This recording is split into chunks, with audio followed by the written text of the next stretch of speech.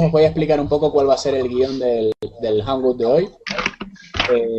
En un principio, pues, voy a poner un sencillo PowerPoint, ¿vale? Cuestión de un par de minutos, simplemente para que aquellos que no hayáis ido a los seminarios, pues podáis de alguna manera tener 2 o 3 conceptos mínimos, muy básicos, de lo que vamos a ver hoy en el ejercicio práctico que vamos a tratar, ¿vale? Pero van a ser 3 o 4 cosas fundamentales, nada más.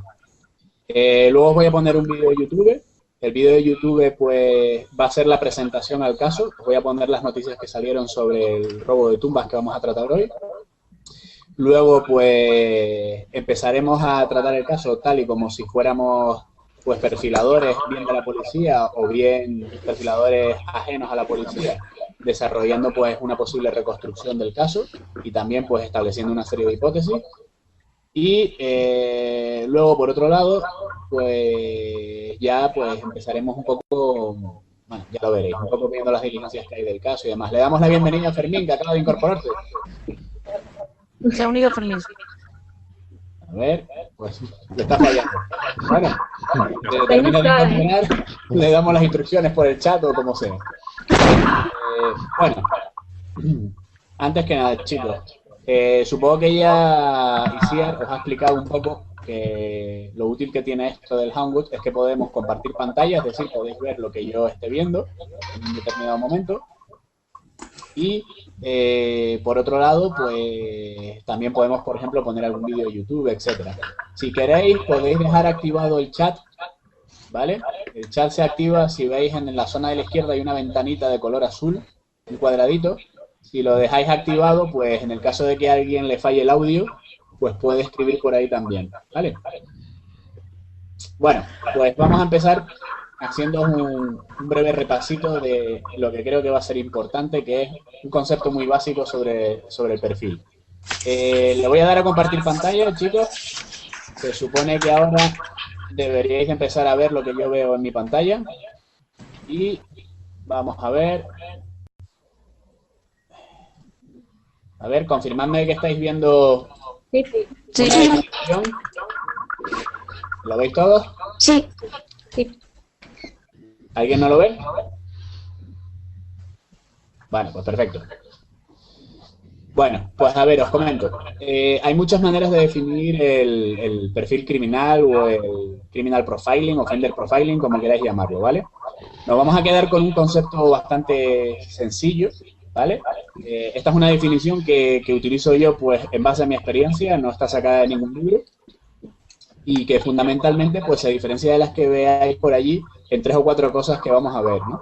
Normalmente, si habéis leído a Garrido Genovés o a cualquier otro autor, pues os dirá que fundamentalmente se trata de una técnica que nos permite conocer la identidad de un posible autor a partir del estudio del escenario y de la víctima. Bien, sobre esto, como veréis en esta definición que yo os hago 2 pequeñas, digamos, complementaciones, ¿no? O 2 pequeños complementos a esta definición. La primera es que es un conjunto de técnicas, o sea, no se trata solo de que debamos de estudiar a la víctima y al agresor, sino que tenemos que estudiar muchas más cosas como luego veremos, ¿vale? Y normalmente es a partir del estudio y a partir de lo que sería pues el estudio tanto de la víctima como del escenario. Pero eso no siempre ocurre, ¿vale? Eso es la teoría. En la realidad a veces no tenemos una víctima, tenemos varias víctimas. En la práctica pues a veces pues nos encontramos con que no encontramos a la víctima si es un caso de desaparición. A veces pues, los datos que podemos sacar de esa víctima son pocos porque, por ejemplo, pues la víctima ha estado sumergida en el agua durante largo tiempo. Es decir, que esa definición que vosotros seguramente conocéis es una definición de cómo sería lo ideal, ¿no? Si estamos investigando un caso de estos, pero eso no se va a dar prácticamente nunca. Vale, lo mismo pasa con el escenario.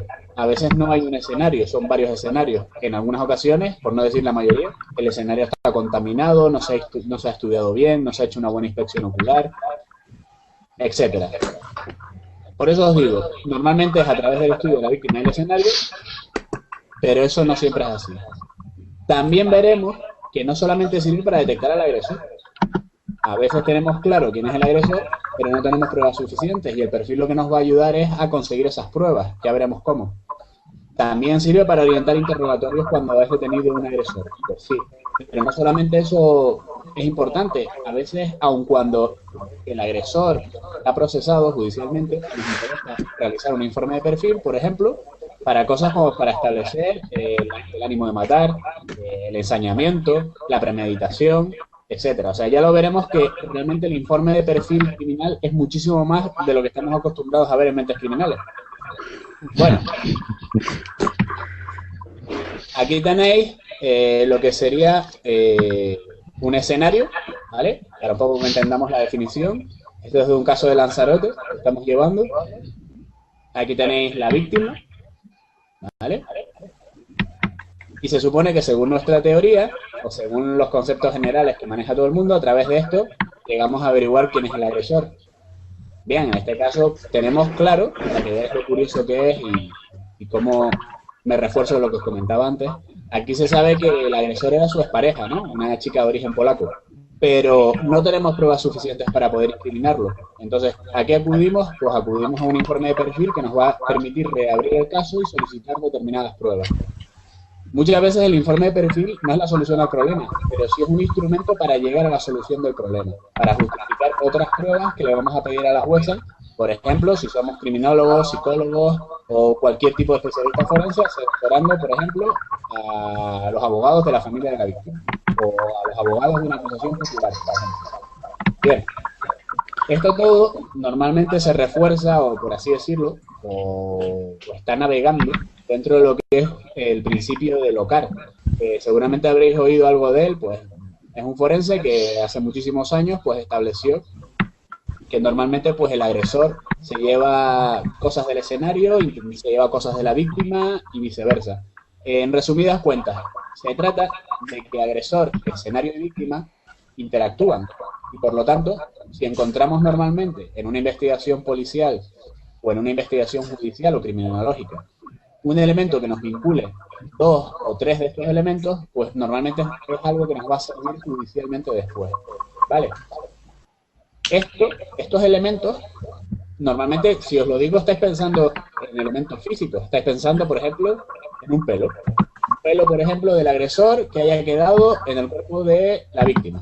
O, por ejemplo, una mancha de sangre del agresor que haya quedado en el escenario, por ejemplo.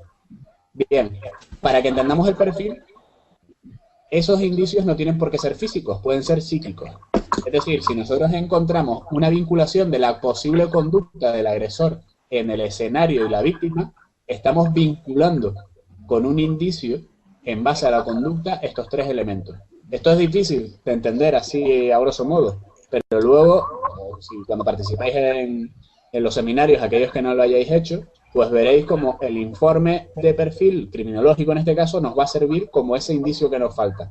A lo mejor no nos sirve para detener al sujeto directamente, pero sí para pedir pues, muchos elementos de prueba, como pueden ser, por ejemplo, órdenes de registro, pruebas de ADN, un montón de cosas que sí pueden dar lugar a que acabemos por ir a por el sujeto. Bien. Para no enrollarme demasiado, chicos, solamente os voy a poner aquí algo que pongo siempre en los seminarios. Yo tardo menos en explicar lo que no es el profiling que explicar lo que sí es el profiling. Hay un tópico que dice que el profiling es solo para delincuentes seriales. Bueno, pues no es así. Ahí podéis ver al amigo Aníbal Lecter, pero realmente, si en alguna ocasión tenéis la oportunidad de escuchar, por ejemplo, a perfiladores del FBI, como si he podido hacer yo, Faina también los ha escuchado, el 90% de los ejemplos que te ponen de perfilación no es de delincuentes seriales. Es decir, rompamos el tópico de que el profiling se utiliza solo para delincuentes seriales. Ahí es muy útil y además es muy fácil utilizarlo, pero realmente el profiling puede servir para otros muchísimos casos. El profiling es solo para delincuencia expresiva. Tampoco es cierto. En el ejemplo de hoy vamos a ver cómo vamos a utilizar la perfilación para intentar resolver pues, un enigma relativo al robo de unos cadáveres. Es decir, no es una delincuencia expresiva, por así decirlo, es más bien una delincuencia material, es un robo al fin y al cabo. Yo siempre pongo aquí la foto de este señor. ¿Tú te acuerdas cómo se llamaba, Faina? No. Bueno. Siempre me lo preguntas a traición. Bueno, este señor es probablemente el violador en serie más prolífico de la historia y es el sospechoso de tal vez el secuestro de Sara Morales en Las Palmas. se suicidó ahorcándose en prisión cuando fue detenido por otra supuesta agresión sexual y cuando se habían demostrado mediante pruebas de ADN una barbaridad de violaciones que había cometido sin resolver, pues se ahorcó. Pongo este ejemplo para reiterar una vez más, pues lo dicho, que no solamente nos va a servir para la delincuencia expresiva, es decir, para los asesinatos, para las violaciones, nos va a servir para mucho más, aunque en estos casos es muy fácil de aplicar el profiling. Por eso hay muchos libros escritos sobre profiling pues, con este tipo de sujetos. ¿Con el profiling puedo trincar al malo? Pues lo que os comentaba antes, no se trata de eso siempre, ¿vale? Se trata de muchas veces de conseguir pistas o conseguir indicios, justificar solicitudes de determinadas pruebas que sí nos van a conducir a coger al malo. Aquí os pongo la fotografía de Marisa, que es otro de los casos que llevamos, una chica deficiente mental que fue violada y asesinada. Bueno, pues en este caso, el perfil para lo que nos ha servido es para reabrir el caso y para solicitar, por ejemplo, que se practiquen determinadas pruebas de ADN. Bien. Bueno, no me quiero enrollar con esto, sabéis, si alguna vez habéis oído algo de profiling, pues podréis saber que hay dos corrientes, la de Turby, que dice que lo mejor es la metodología inductiva, y la de Canter, que dice que la mejor metodología es la deductiva. Bueno, aquí os pongo un osito que me regaló Faina con la camiseta de Liverpool, porque Canter es realmente poco agraciado. Entonces, me prefiero poner esa fotografía realmente. Bueno, si yo os pregunto, bueno, a ver si alguno de vosotros sabe la diferencia que hay entre una cosa y la otra. Para vosotros, ¿qué es la metodología inductiva en el profiling? A ver, un voluntario. Estoy muy callados, ¿eh? Martín. Dime, pues... Metodología inductiva del profiling, ¿qué crees que es? Pues la inductiva hablaríamos de la psicología, ¿no? Y, o sea, del perfil psicológico del autor, de lo que interiormente, y deductivo de lo que tenemos en la escena del crimen. Vale, eso sería la teoría. Claro. En la práctica, digamos, bueno, sí, más o menos. En la práctica, los inductivos, que es la corriente americana, lo que dicen es que hay que centrarse o basar los perfiles sobre todo en las entrevistas a los delincuentes cuando son detenidos y también en lo que es un estudio concienzudo del escenario.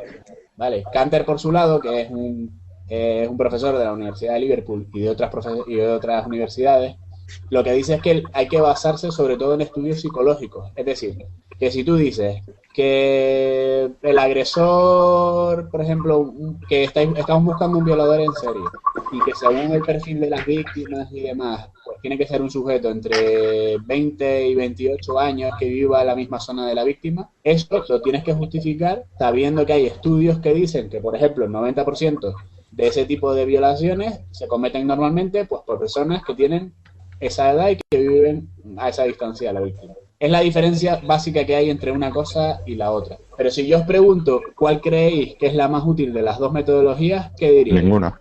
Pues está claro que ambas, ¿no? Una mezcla. Bien. ¿Otras posibles soluciones? Es una mezcla. Bueno, normalmente, como dice Karemi, lo ideal sería una mezcla. Pero lo cierto es que lo que ocurre es que habrá ocasiones en las que estemos tratando de un caso en el que pues la metodología inductiva nos sirva más porque sabremos, por ejemplo, yo qué sé, habremos tratado de otros casos similares, por ejemplo, de violadores que normalmente agreden a deficientes mentales, por ejemplo. Entonces, en base a nuestra experiencia y en base a un buen estudio del escenario, pues seguramente reforzaremos nuestras conclusiones en ese caso. Podría ocurrir que en vez de eso tuviéramos un estudio de Vicente Garrido Genovés que es sobre los violadores, sobre personas deficientes mentales. Pues estaríamos empleando la metodología deductiva. Es tan sencillo como eso. Lo que pasa es que normalmente esto, ya sabéis que luego en la universidad pueden ser horas de debate, pero es una cosa que se cae por su propia lógica. Bueno, concretamente Canter tiene este esquema, que es bastante interesante, donde dice pues que, bueno, es uno de sus principios, ¿vale? El principio de la consistencia, yo creo que debería haberse traducido por principio de la constancia, pero bueno, se ha traducido así. En resumidas cuentas, por no aburriros, lo que dice es que el delincuente es constante realmente en su trato con las diferentes víctimas y por lo tanto eso lo plasma tanto en el modus operandi como en la firma. Y ahora me gustaría que alguno de vosotros me definiera modus operandi. A ver, las chicas de la derecha. Este es el modus operandi. La manera que tienen de hacer de cometer el crimen, ¿no? Ajá, y que Siempre siguen el mismo camino. bien, la manera en la que se comete el crimen. Y Es un dentro de método. la manera en la que se comete el crimen, ¿de qué elementos podríamos hablar? Pues podríamos encontrar la metodología, los pasos que sigue, no sé, las interacciones que tiene con la víctima, el planning que se hace.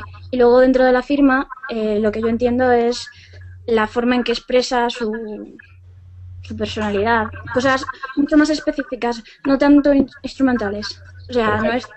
Sí. Correcto, sí. Bueno, de todas maneras, matizaros que con respecto a la firma, hay quien interpreta, hay dos corrientes para interpretar lo que es la firma. Una es, efectivamente, como dice la compañera, aquello que está expresando el delincuente cuando comete el crimen y que en muchas ocasiones esa firma nos va a servir para vincular diferentes escenarios, diferentes víctimas y por lo tanto diferentes crímenes. Bien. Y en otras ocasiones, por ejemplo, también se define de la firma, o hay quien, sobre todo los americanos, la definen como aquellos elementos que no son imprescindibles a la hora de cometer el crimen, pero que sin embargo el criminal repite en una y en otra ocasión. ¿Vale? Esto es la teoría. En la práctica, salvo que veáis normalmente un crimen de delincuencia muy expresiva, con un tipo de delincuente muy concreto, o que veáis un tipo de crimen en serie, no vais a poder estudiar el tema de la firma, ¿vale? Ni tampoco es tan importante, ¿vale? Concretamente, como lo que vais a ver en la vida real van a ser crímenes aislados, normalmente, no nos va a interesar tanto la firma. Lo que nos va a interesar es la motivación para cometer el crimen, ¿vale? Que está implícito, digamos, de alguna manera en la firma, ¿vale? Pero normalmente a mí me gusta hablar en los informes por lo que es la motivación para cometer el crimen.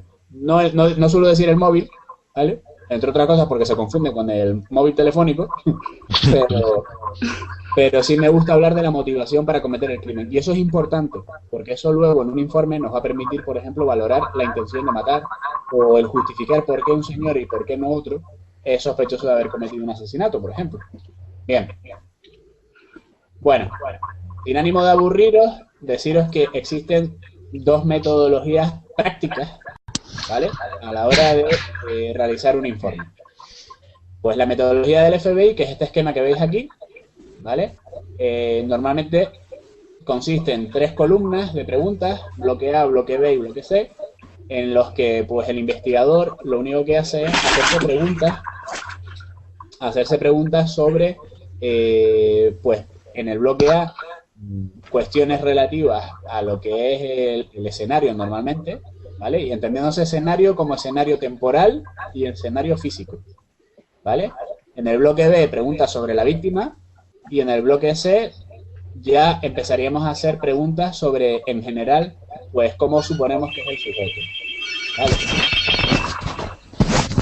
Bueno, esto suele ser la teoría, ¿vale? Concretamente, si queréis el test completo, ¿vale?, o el esquema completo, lo tenéis en un artículo que salió la semana pasada en la criminología.es, ¿vale?, que es una revista, bueno, un blog de unas compañeras nuestras de Castellón, donde pues nos pidieron algo y les pusimos eso. Esto está muy bien porque los americanos, que son muy prácticos, lo utilizan porque es bastante rápido. O sea, tú empiezas a contestarte las preguntas y sin querer te estás ya recomponiendo un poco cómo ha sido toda la situación, ¿vale? Aquí tenéis simplemente un extracto de esas 3 preguntas. Esto concretamente era de un caso que tuvimos en la isla de La Gomera, de un señor que apareció en su casa de campo, pues asesinado. Entonces aquí pues yo me iba haciendo preguntas sobre pues cada uno de los elementos de los que os he hablado antes, y yo pues iba un poco aquí divagando, por así decirlo, o especulando o hipotetizando sobre qué había podido ocurrir, ¿vale? Ya digo, este esquema os lo bajáis y os va a servir de muchísimo cuando estéis analizando un caso, o incluso para hacer un trabajo de clase, aquellos que estéis estudiando, etcétera. Lo tenéis, como ya digo, en la criminología.es. Bueno, el otro esquema más habitual pues es el de Vicente, que bueno, que es un poco centrado en lo que habéis visto antes con el cuadro de Canter, etcétera. Él suele hablar de la victimología, luego habla de la escena del crimen, luego habla del modus operandi y la firma, y luego habla del perfil geográfico. ¿Vale? De nuevo, esto es la teoría. ¿Vale? En la práctica, el perfil geográfico no suele servir de mucho, salvo que estemos hablando, como ya digo, de criminales en serie. Casos que vais a ver en muy pocas ocasiones, por no decir casi nunca o nunca. Entonces, más importante para mí que el perfil geográfico es el estudio del escenario general. O sea, no, por ejemplo, penséis en un escenario siempre en la habitación donde se ha cometido un crimen, sino en la casa, en el pueblo, la hora a la que se cometió. O sea, intentar tener una visión más lejana del escenario, ¿vale? Y eso también nos va a servir un poco para ver el tema del perfil geográfico. Por ejemplo, las vías de acceso al lugar donde se cometió el crimen o donde se ha encontrado un cadáver, eso sí es importante, ¿vale? Pero no tanto poner en un mapa 16 puntos, unirlos con flechas y decir, no, es que el señor seguro que vive en este barrio. Pues muy bien, ¿qué hacemos? ¿Vamos tocando casa por casa? No. O sea, el perfil geográfico solamente sirve cuando lo combinamos con otro tipo de cosas. Bueno, sin enrollarme demasiado, ya termino. ¿Qué es lo que nos ha enseñado a nosotros la práctica? Pues que todo eso que está en los libros está muy bien, pero que cuando te ves metido en un caso de verdad y tienes que estar realizando un perfil, una reconstrucción o cualquier tipo de gestión criminológica en un caso, pues lo que a nosotros nos funciona es esto. Primero, una revisión documental de todo el expediente judicial. Si alguna habéis hecho algún máster sobre perfilación, normalmente lo que te mandan son casos de libros y esquemas. ¿Vale? O sea, te dicen, bueno, hubo un testigo que dijo tal cosa. Hubo una inspección ocular que decía tal otra cosa. Hay unos artículos de prensa que dicen esto. Bien, eso es una cosa y lo que hay en la calle es otra, ¿vale? Lo que hay en la calle es que os encontraréis primero con un expediente judicial, ¿vale? Que os facilitará el abogado de las familias de las víctimas si vais trabajando para la acusación particular como psicólogos forenses, criminólogos forenses, médicos forenses, lo que sea, ¿vale? O si sois policías, pues también tendréis acceso pues a este tipo de información, ¿vale? Entonces, esto hay que verlo, ¿vale? No es cosa de cursos de libros, o sea, esto es verte de repente con un expediente de 5 o 6 tomos, donde tienes que leer un montón, donde hay cosas que están mal escritas, hay cosas que están repetidas, hay que hacer una criba inicial de todo el documento y quedarnos con lo más importante. Bien, luego hay que hacer un trabajo de campo. Hay que entrevistar a los testigos y a profesionales que hayan intervenido en el caso. Por ejemplo, si es necesario, hablamos con el médico forense. Si es necesario, hablamos con el policía que estuvo en la inspección ocular. Lo que sea. Pero se repite todo. Es un procedimiento o un proceso de control de calidad. Se hace una revisión del escenario, ¿vale? Y el perfil geográfico entendido tal y como os lo comentaba antes. Cuando hablo de revisión del escenario, no tiene por qué... Si cogemos un caso frío, ¿vale? Estamos revisando un caso que se cometió hace un año. Por supuesto que el escenario ha cambiado, pero hay que ir allí con las fotografías de la inspección ocular, ponernos en situación y hacer una recomposición de todo. Eso hay que hacerlo. Es imprescindible. No se puede hacer un perfil criminal sentado en casa. Eso es un error. Bueno, nosotros concretamente nos solemos ayudar en los casos de cartelería y prensa. Colgamos carteles en función de cada caso y pues utilizamos normalmente la prensa pues para maniobras que nos interesen en un determinado momento. Como veis, el perfil no se trata solo de hacer un informe, se trata de un montón de gestiones que hay alrededor y que nos pueden servir para intentar solucionar un caso. Bueno, la victimología, pues como la entiende Vicente Garrido y como la entienden otros autores, ¿vale? El conjunto de cosas que nos interesan de la víctima, que por regla general son todas. Lo más importante, que nos interese la víctima, ¿qué creéis que puede ser?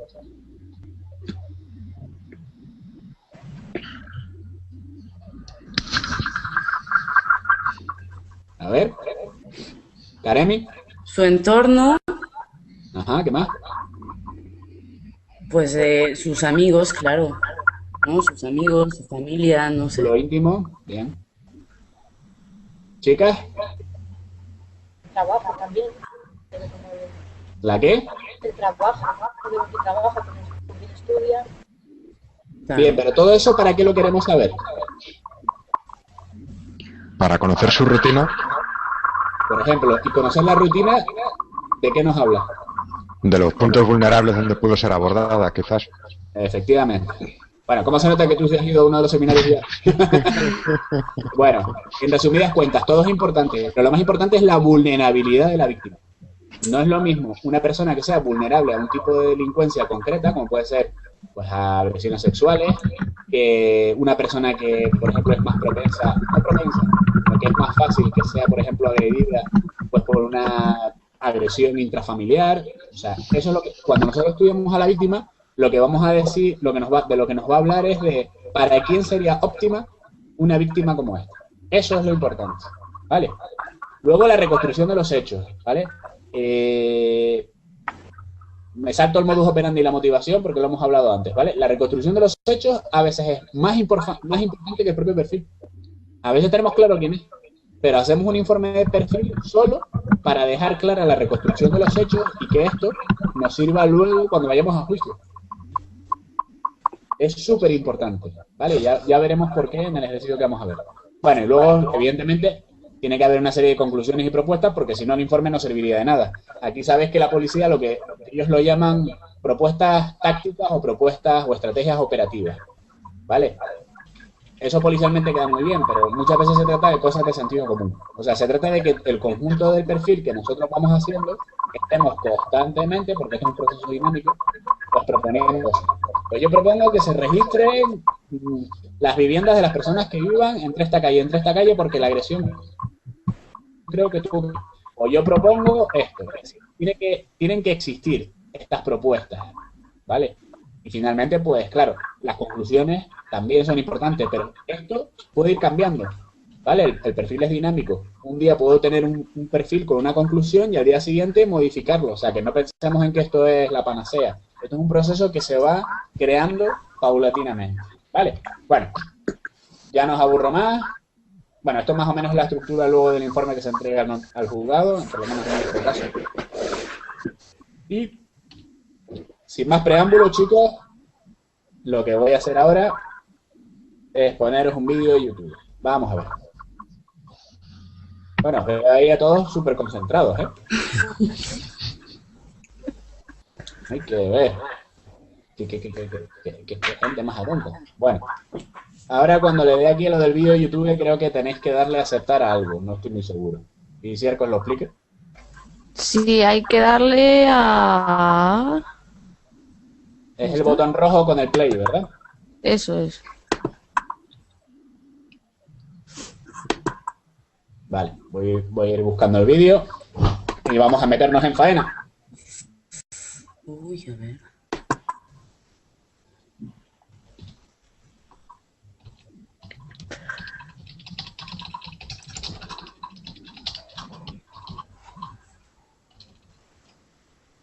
¿Será esto?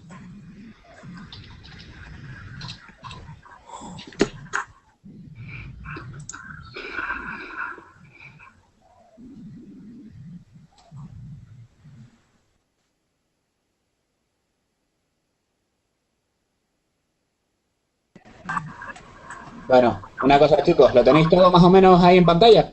Sí. Sí. Sí. También. ¿Todo? Lorena, ¿lo tienes? Sí.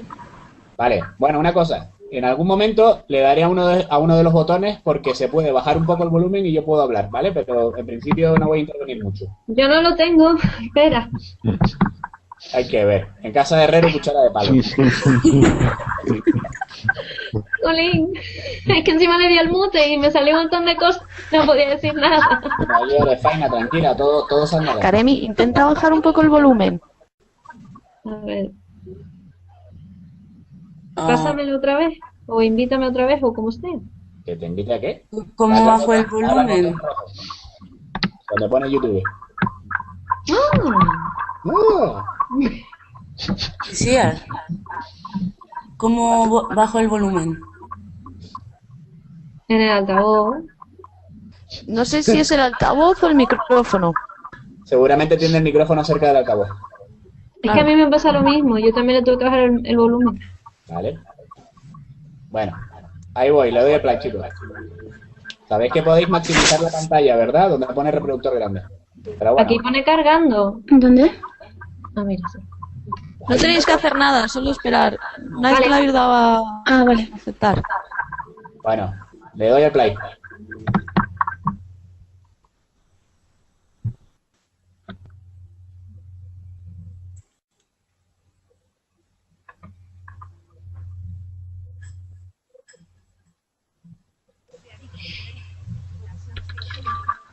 Acudieron al cementerio a poner flores a sus difuntos y se encontraron con las tumbas profanadas. 5 nichos abiertos y los restos de hasta 7 cadáveres desaparecidos. Ha ocurrido en el cementerio de Arico, en Tenerife. Las investigaciones del robo apuntan a que se trata de una secta satánica. Los vecinos dicen que no es la primera vez que encuentran objetos extraños en el Pacífico. Las tumbas abiertas las encontró una mujer cuando iba a dejar flores a un familiar. 5 nichos han sido profanados y se han llevado todos los restos humanos del interior. En total 7 cuerpos, con unos 50 años de antigüedad. El único denominado por las tumbas profanadas es que se trata de las más antiguas del cementerio. Esta, por ejemplo, data de 1920. Se trata de 2 hermanos, al igual que se ha profanado un nicho donde se encontraban los restos humanos de otros hermanos. Ha ocurrido en el cementerio de Arico, en Tenerife, mientras se celebraba el 15 años, por lo que los profanadores no fueron vistos. Y eso que el sepulturero asegura que debieron tardar varias horas en abrir todos los nichos. También era bastante difícil de romper. De hecho, la romper fue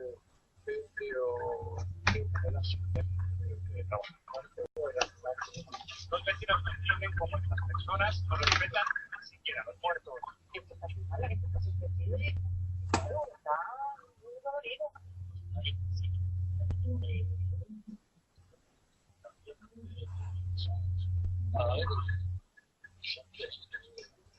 Se baraja que pueda ser obra de alguna secta satánica que realiza ritos con restos humanos. El alcalde nos comenta que ya se habían encontrado cosas extrañas en el cementerio. Ese tipo de barbaridades que sabemos. Bien. A ver. Bueno, chicos, imaginemos que o bien, pues aquellos que estéis o estéis dentro o estaréis en el futuro en la policía, pues os mandan un poco que perfiléis este caso porque está atascado, o bien pues os ha contratado pues algún familiar de las tumbas afectadas o el propio Ayuntamiento de Arico y os dicen que bueno, que quieren ver si podéis de alguna manera revisar el caso para ver si podéis establecer alguna hipótesis o hacer algo. ¿De acuerdo? Entonces, ¿por dónde empezaríais?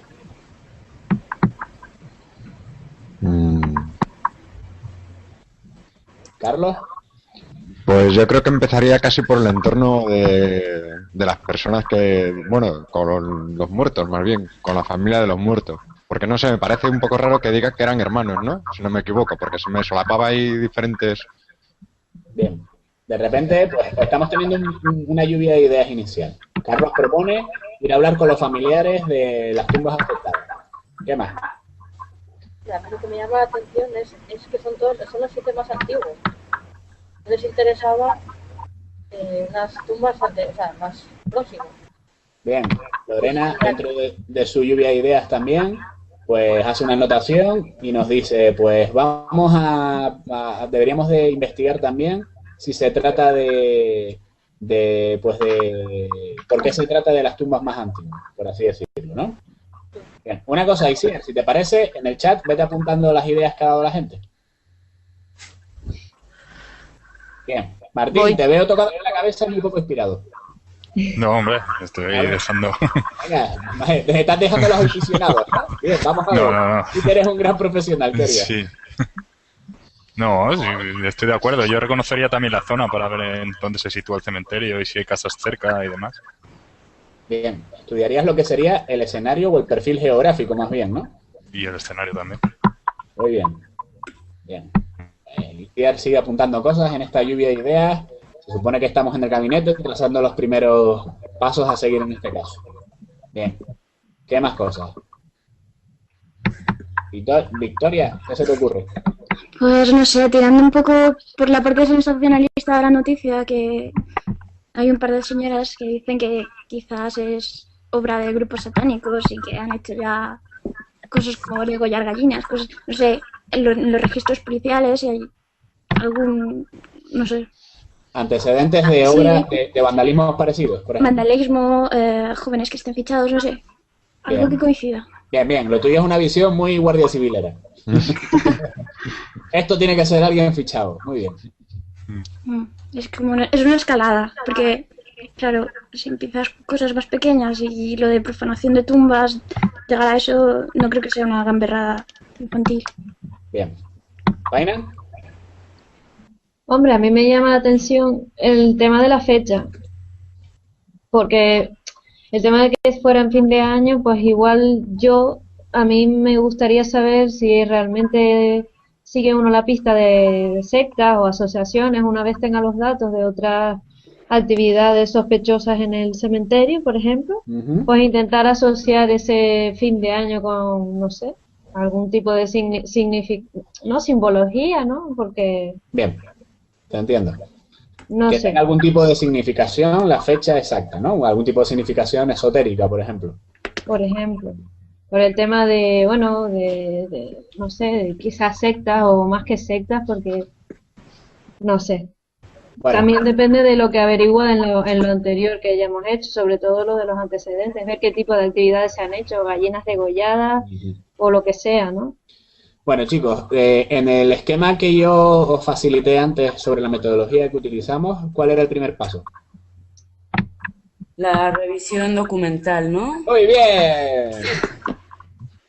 Bueno, es decir, hemos hecho aquí unas anotaciones iniciales, ¿vale? Que me parecen muy interesantes, pero que vamos a seguir complementando. Entonces, ahora se supone que vosotros estáis en contacto pues, con el abogado del ayuntamiento, que os facilita pues todo el expediente sobre el tema. O, por ejemplo, en lugar de eso, pues si sois policías, pues ha habido un superior que os pasa copia del expediente de las diligencias que han practicado el resto de los compañeros. ¿Vale? Entonces, vamos a ver. Un segundo. Vale. Veo que Fermín está intentando entrar, ¿no, Isi? Lo está intentando, sí. Lo ha intentado ya varias veces. Yo creo que es mejor mirar a ver si le puedes mandar un privado, un WhatsApp o lo que sea. Y le dices que Estoy hablando con él por WhatsApp. Pues dile que mejor que lo deje para el siguiente, porque si no ya lo va a coger muy empezado. Bueno, chicos, Claro. os paso entonces las diligencias. Vamos a verlas. Compartimos pantalla. Vamos a ver. Pum, pum, pum, pum, pum.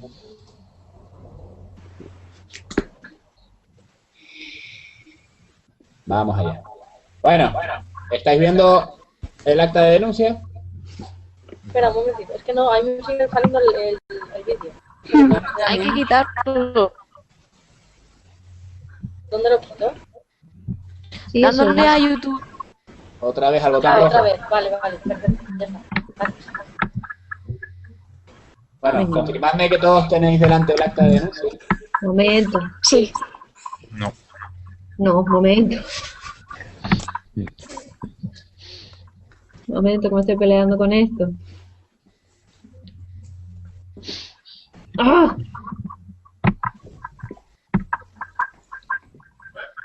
Me muero. Socorro. No entiendo esta pantalla absurda.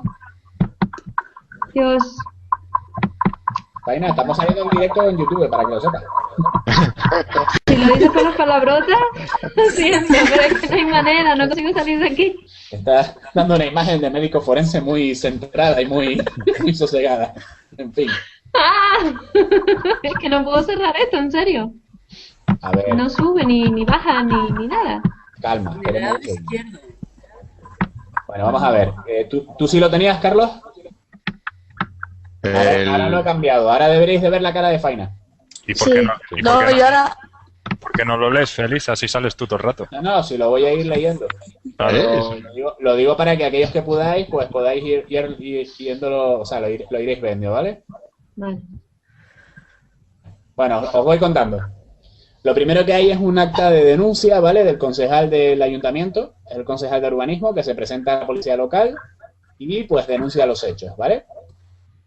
Lo primero que dice, bueno, se identifica como el concejal del ayuntamiento y dice que el día 1 de enero le llaman por teléfono varios vecinos del municipio y le comentan que han entrado en el cementerio de la villa, ¿vale? Y han roto concretamente 5 nichos. Bien. Luego, con posterioridad, pues realiza una llamada a la policía local y pues la patrulla se presenta ahí en el cementerio. Le preguntan sobre cuándo pudieron ocurrir los hechos y dice pues que tuvo que ser la noche entre el 31 de diciembre y la madrugada del día 1 de enero del 2011, ¿vale? Dice que no tiene ni idea de quién puede haber sido y que se han producido daños en un total de 5 tumbas. Concretamente se han sustraído los restos del interior de las mismas. Bien. La siguiente diligencia, ¿vale? Es sobre, pues, el aviso de varios vecinos también telefoneando a la policía local. Y vienen a decir más o menos lo mismo, que sobre las 9:30 del día 1, pues les avisan que se han roto varias tumbas, que se ha tirado en el suelo, pues, parte de las lápidas y de lo que había en su interior, que hay restos de madera, que incluso hay algunas bolsas de plástico, y que también hay restos de las piedras que cerraban los nichos, ¿vale? Concretamente estos vecinos se percatan de lo ocurrido pues cuando van a lo que se dice en Canarias enramar, ¿no? Que es ir a llevarles flores a las tumbas de familiares. Bueno, lógicamente la policía local le pasa aviso a la Guardia Civil, que es la que se hace cargo del caso. Bien. No obstante, primero la policía local hace una inspección ocular y se presentan allí, ¿de acuerdo, chicos? Se presentan en el cementerio y pues hacen aquí una breve descripción. Pues comentan que el cementerio pues está ubicado aproximadamente 1 kilómetro del pueblo, ¿vale? En una carretera general, que es la carretera 629 de Tenerife, que une tanto el pueblo, o sea, une esta carretera, el pueblo, con lo que es la autopista. Luego, si queréis, en Google Maps os pondré una imagen. No sé si Faina la consiguió, que se lo encargué, si no, yo la tengo. Bueno. Comentan que generalmente el cementerio no se encuentra cerrado con llave, ¿vale? Observan que son 5 los nichos afectados y concretamente todos menos uno pertenecen a los que están a la derecha de la capilla del cementerio, ¿vale? Concretamente, ya lo veréis luego en el esquema, se corresponden al grupo A y uno concretamente está en otro pasillo, ¿vale? Perpendicular a este, que es el F. Es decir, que tenemos 5 nichos profanados, 4 en la misma hilera y 1 en una hilera anexa. Bueno, por parte de los agentes, pues se observa pues que se han sacado las losas y se ha roto la piedra que cubre la entrada de los mismos, ¿vale? En el interior de las tumbas y en el suelo se observan restos de tierra, cal y madera. En el interior de los nichos también hay restos de tierra, cal y madera, ¿vale? Sin que se observen restos de los fallecidos que se encontraban en el interior. Que delante de que se encuentra en el grupo F, ¿vale? Además de los restos de tierra y madera, se observa también entremezclados 2 bolsas de plástica, una de color transparente y otra de color azul. Bueno. Aquí tenemos unas fotografías, ¿vale? Hechas por la policía local. Primera fotografía. No sé qué tal las veréis, ¿vale? Si os fijáis, los nichos tienen 3 hileras, superior, central e inferior. Y aquí tenemos 2 nichos afectados, ¿vale? Luego veremos una relación de quién eran. Pero bueno, concretamente, estos son de Belisario, que aquí está escrito mal, y su hermano Eladio, ¿vale? Una tumba, un hermano, otra tumba, otro hermano. Concretamente, ambos fallecidos en 1920. Seguimos. Otro nicho afectado. Una tumba sin identificar. Era una de las tumbas más antiguas y, por lo tanto, en los restos de la lápida, a pesar de que la intentaron recomponer, no pudieron averiguar si había algún nombre. Ya van 3 nichos. A ver. Vaya, pues creo que aquí se me ha saltado una página.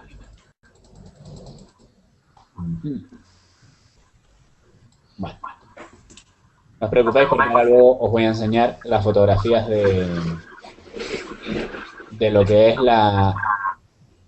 A ver, espérate, a ver si la tengo aquí al final. Un segundo, chicos. Vale, luego tengo las fotografías de la Guardia Civil, así que... Bueno, ya aparecerá esa página que falta. A ver, Bueno, esta concretamente es la otra, la que está en un pasillo separado. Esto de aquí que podéis ver son los restos de las bolsas, lo que pasa es que aquí está en blanco y negro y no se aprecia bien. ¿Vale? Esta es una tal Tomaso Delgado. Era la 4ª fotografía. Y esta es la otra. Aquí, como veis, la lápida se consiguió recuperar intacta. Concretamente, esto era un nicho, pero en este nicho había dos cuerpos, ¿vale? Manuel y Juan. Uno muerto en el 34 y otro en el 51. ¿Vale? Bueno. Pues entonces estaba bien. Vale, pensé que nos faltaba algún folio, pero no. Bueno. Vale. Aquí empiezan a hacer una relación los policías locales, ¿vale? De nuevo os lo comento. Belisario Delgado Morales, fallecido en 1920, contiguo a su hermano, ¿vale? Hasta este momento no se había identificado el nombre del hermano, luego se identificó, que es Eladio. Otra tumba de un señor desconocido, ¿vale? Y luego, tanto los restos de Manuel como de Juan, fallecidos en fechas diferentes. Un segundo, chicos. ¿Vale? Fallecidos en fechas diferentes y en el mismo seminario, en el mismo nicho. Y luego tenemos el grupo, la del grupo F, que era la que estaba separada, que era Tomasa Delgado Díaz. Bien. Bueno, se les pasan los papeles a la Guardia Civil y aquí ya comienzan las diligencias de la Guardia Civil. Primero, se le toma declaración a Nicolás. ¿Quién es Nicolás? Un señor que había sido sepulturero ahí en el cementerio, ¿vale? Dicen que él trabajó desde el 19 de junio de 2008 hasta el 30 de junio del 2010. Comenzó vacaciones y posteriormente ya se desvinculó del trabajo. A día de hoy, pues este señor está en paro. Dice que concretamente le sustituyó en su cargo de sepulturero un señor que se llama Leoncio. Bueno, este señor dice que estaba en un bar del pueblo que se llamaba Almensei de Abona y estando allí pues le llega el chisme de que las tumbas se habían abierto. Acto seguido se va para allá y ve por si alguna de las tumbas es de algún familiar suyo, pues ve que no se trataba de tumbas sino de nichos y que no era ninguno de un familiar de él. Concretamente dice que los nichos afectados eran los más antiguos y que concretamente los nichos se encontraban ubicados en las partes más bajas de los grupos, digamos, de clasificación de los nichos, ¿vale?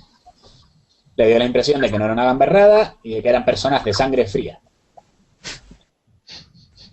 Ya sabéis que hay muchos testigos que hablas con ellos y te están resolviendo el caso al mismo tiempo. Sí, es verdad, ya lo veréis. Bueno, comenta pues que en alguna ocasión ha visto por allí pues monedas, gallinas muertas, fruta, verduras, es decir, algunos sacrificios en determinadas fechas, pero bueno, nunca algo tan gordo como lo que hasta ahora había sucedido. Que le ha preguntado además a una vidente que conoce a él y que le dice que eso es muy típico de algún ritual de Cuba o de algún sitio parecido. Pero claro, él no sabe si hay alguien en el pueblo que sea de origen cubano. Bueno.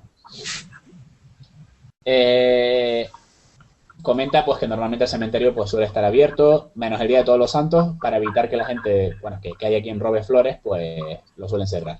Bueno. Recuerda haber oído que hace muchos años desapareció un cráneo del cementerio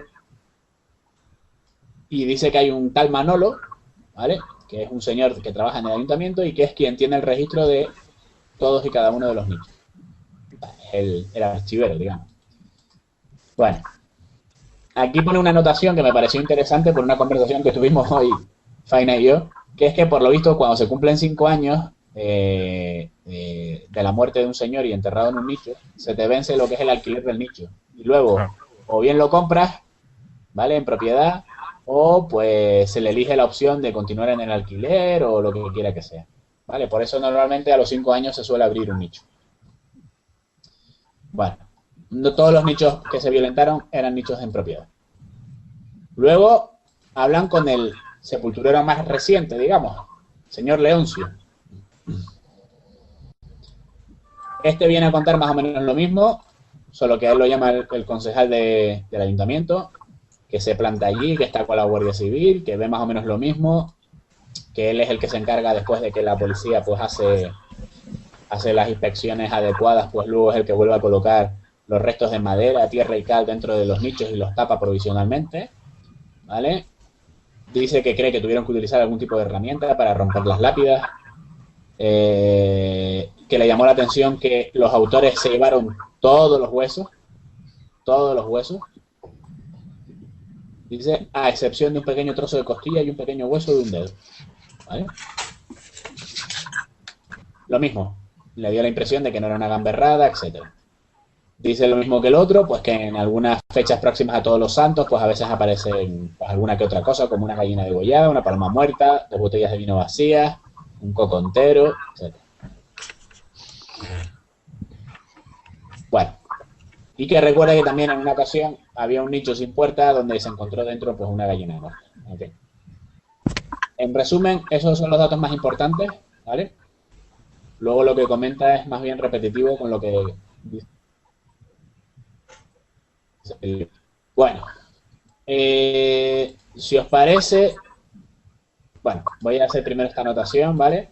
Esto es simplemente pues una diligencia donde se hace constar pues quiénes son las personas que llamaron por teléfono para alertar de lo que pasaba, el nombre del fosero, y ya empezamos a ver una reseña de los nichos afectados, ¿vale?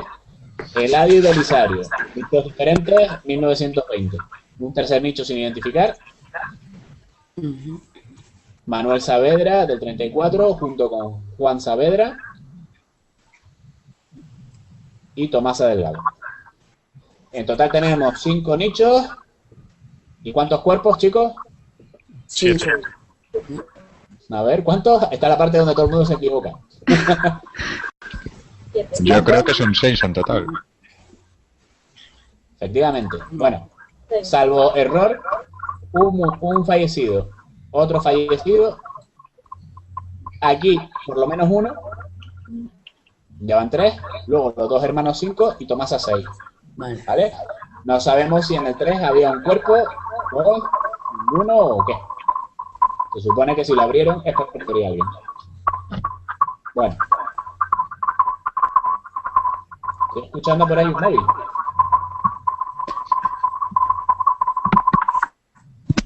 Ahí, mejor. Ya. Bien. Recogida de indicios. Bueno, aquí simplemente otra vez la Guardia Civil vuelve a hacer otra relación. ¿Vale? En principio intentaron encontrar huellas, pero no encontraron nada. Aquí ya tenéis unas fotografías un poquito más exhaustivas hechas por la Guardia Civil, ¿vale? Entrada del cementerio.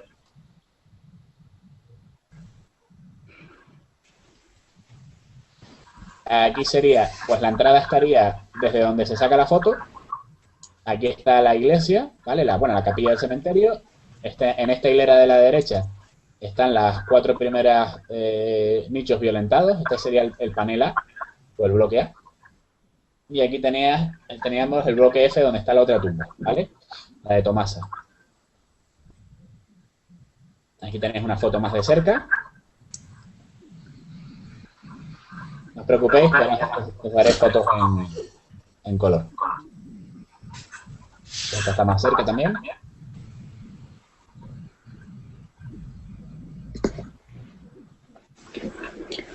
Primeros planos de las tumbas.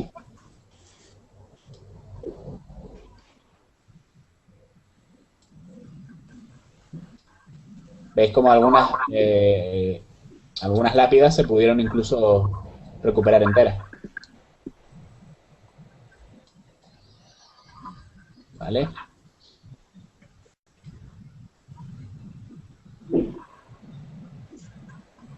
Interior de la tumba, etcétera. Bueno, esta es la de Tomasa. Esto que veis aquí es mi impresionante croquis del escenario. Ostras, el ajedrez. Bueno, lógicamente aquí lo interesante hubiese sido que la Guardia Civil hiciera el croquis, pero bueno, decidieron que no era útil o no era necesario. Yo normalmente pues lo que hago es un croquis a mano alzada, ¿vale? Simplemente pues por situarme un poco por dónde van los tiros, ¿de acuerdo? Para que lo entendáis, esto sería la entrada del cementerio, se camina por aquí.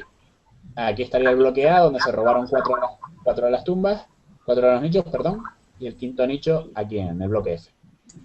Bueno, esto parece una estupidez y es un poco cutre, lo sé, pero es muy importante que si no tenemos un croquis y hacérnoslo nosotros, aunque sea algo tan somero como esto que he hecho.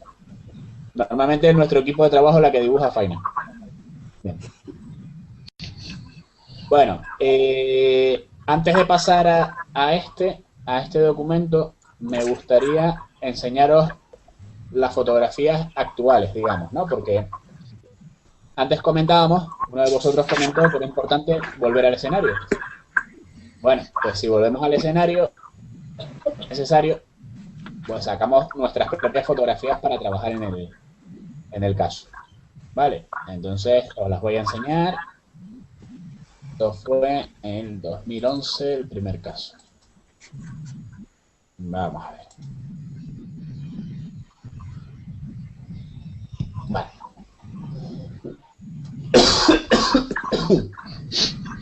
Vale.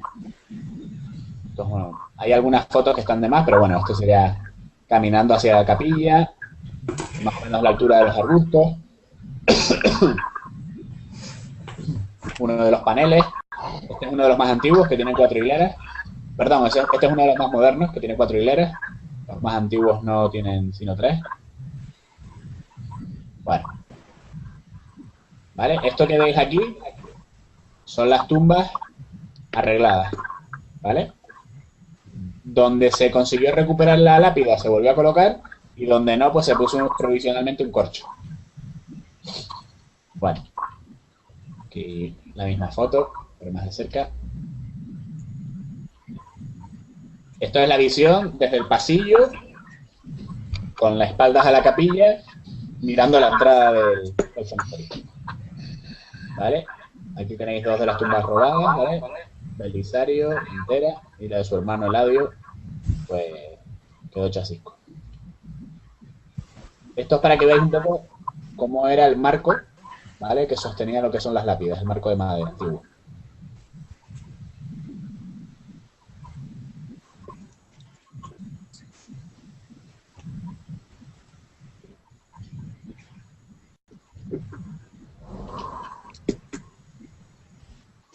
Esta es la otra, desconocida. Esto es un poco, simplemente una foto para que veáis lo que son pues los diferentes sistemas que hay, ¿no? Para clavar las lápidas. Esta se recuperó, como veis, entera.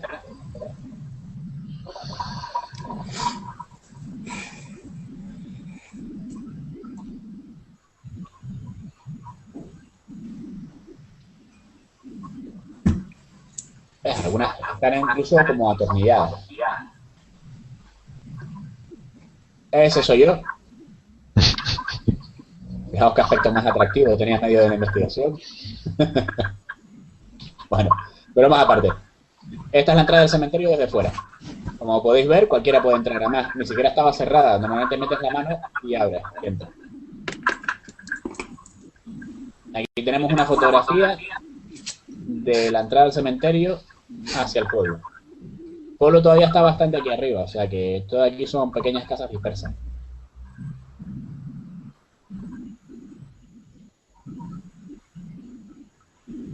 Esto ya sería una visión en dirección hacia la autopista, al lado contrario.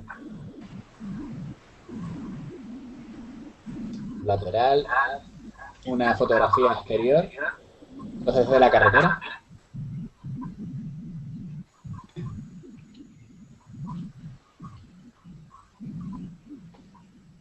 Fijaos que es curioso. O sea, la Guardia Civil no sacó fotografías, ni la policía local, de lo que sería el perfil geográfico en nuestro caso. Bueno, esto ya está. Entonces, volvemos a las diligencias que ya estamos terminando. Esto os lo comento porque, bueno, os lo he marcado aquí porque ya luego veremos por qué es interesante. Esto es el parte de novedades del servicio de la policía local. Y hay aquí anotado que concretamente, pues, esto fue, a ver, unas semanas antes, quiero recordar, del robo, pues, una señora, una vecina, pues dice que se encontró a unos chicos jóvenes que estaban rondando el cementerio y que iban vestidos de negro, y bueno, pintados y vestidos de negro. Las pobres señoras pues se asustaron un poco y demás. Luego les preguntaron y les comentaron algo de una prueba de supervivencia o algo por el estilo. Luego veréis por qué os pongo esto, porque ya veréis cómo esto traerá guasa después. Bueno.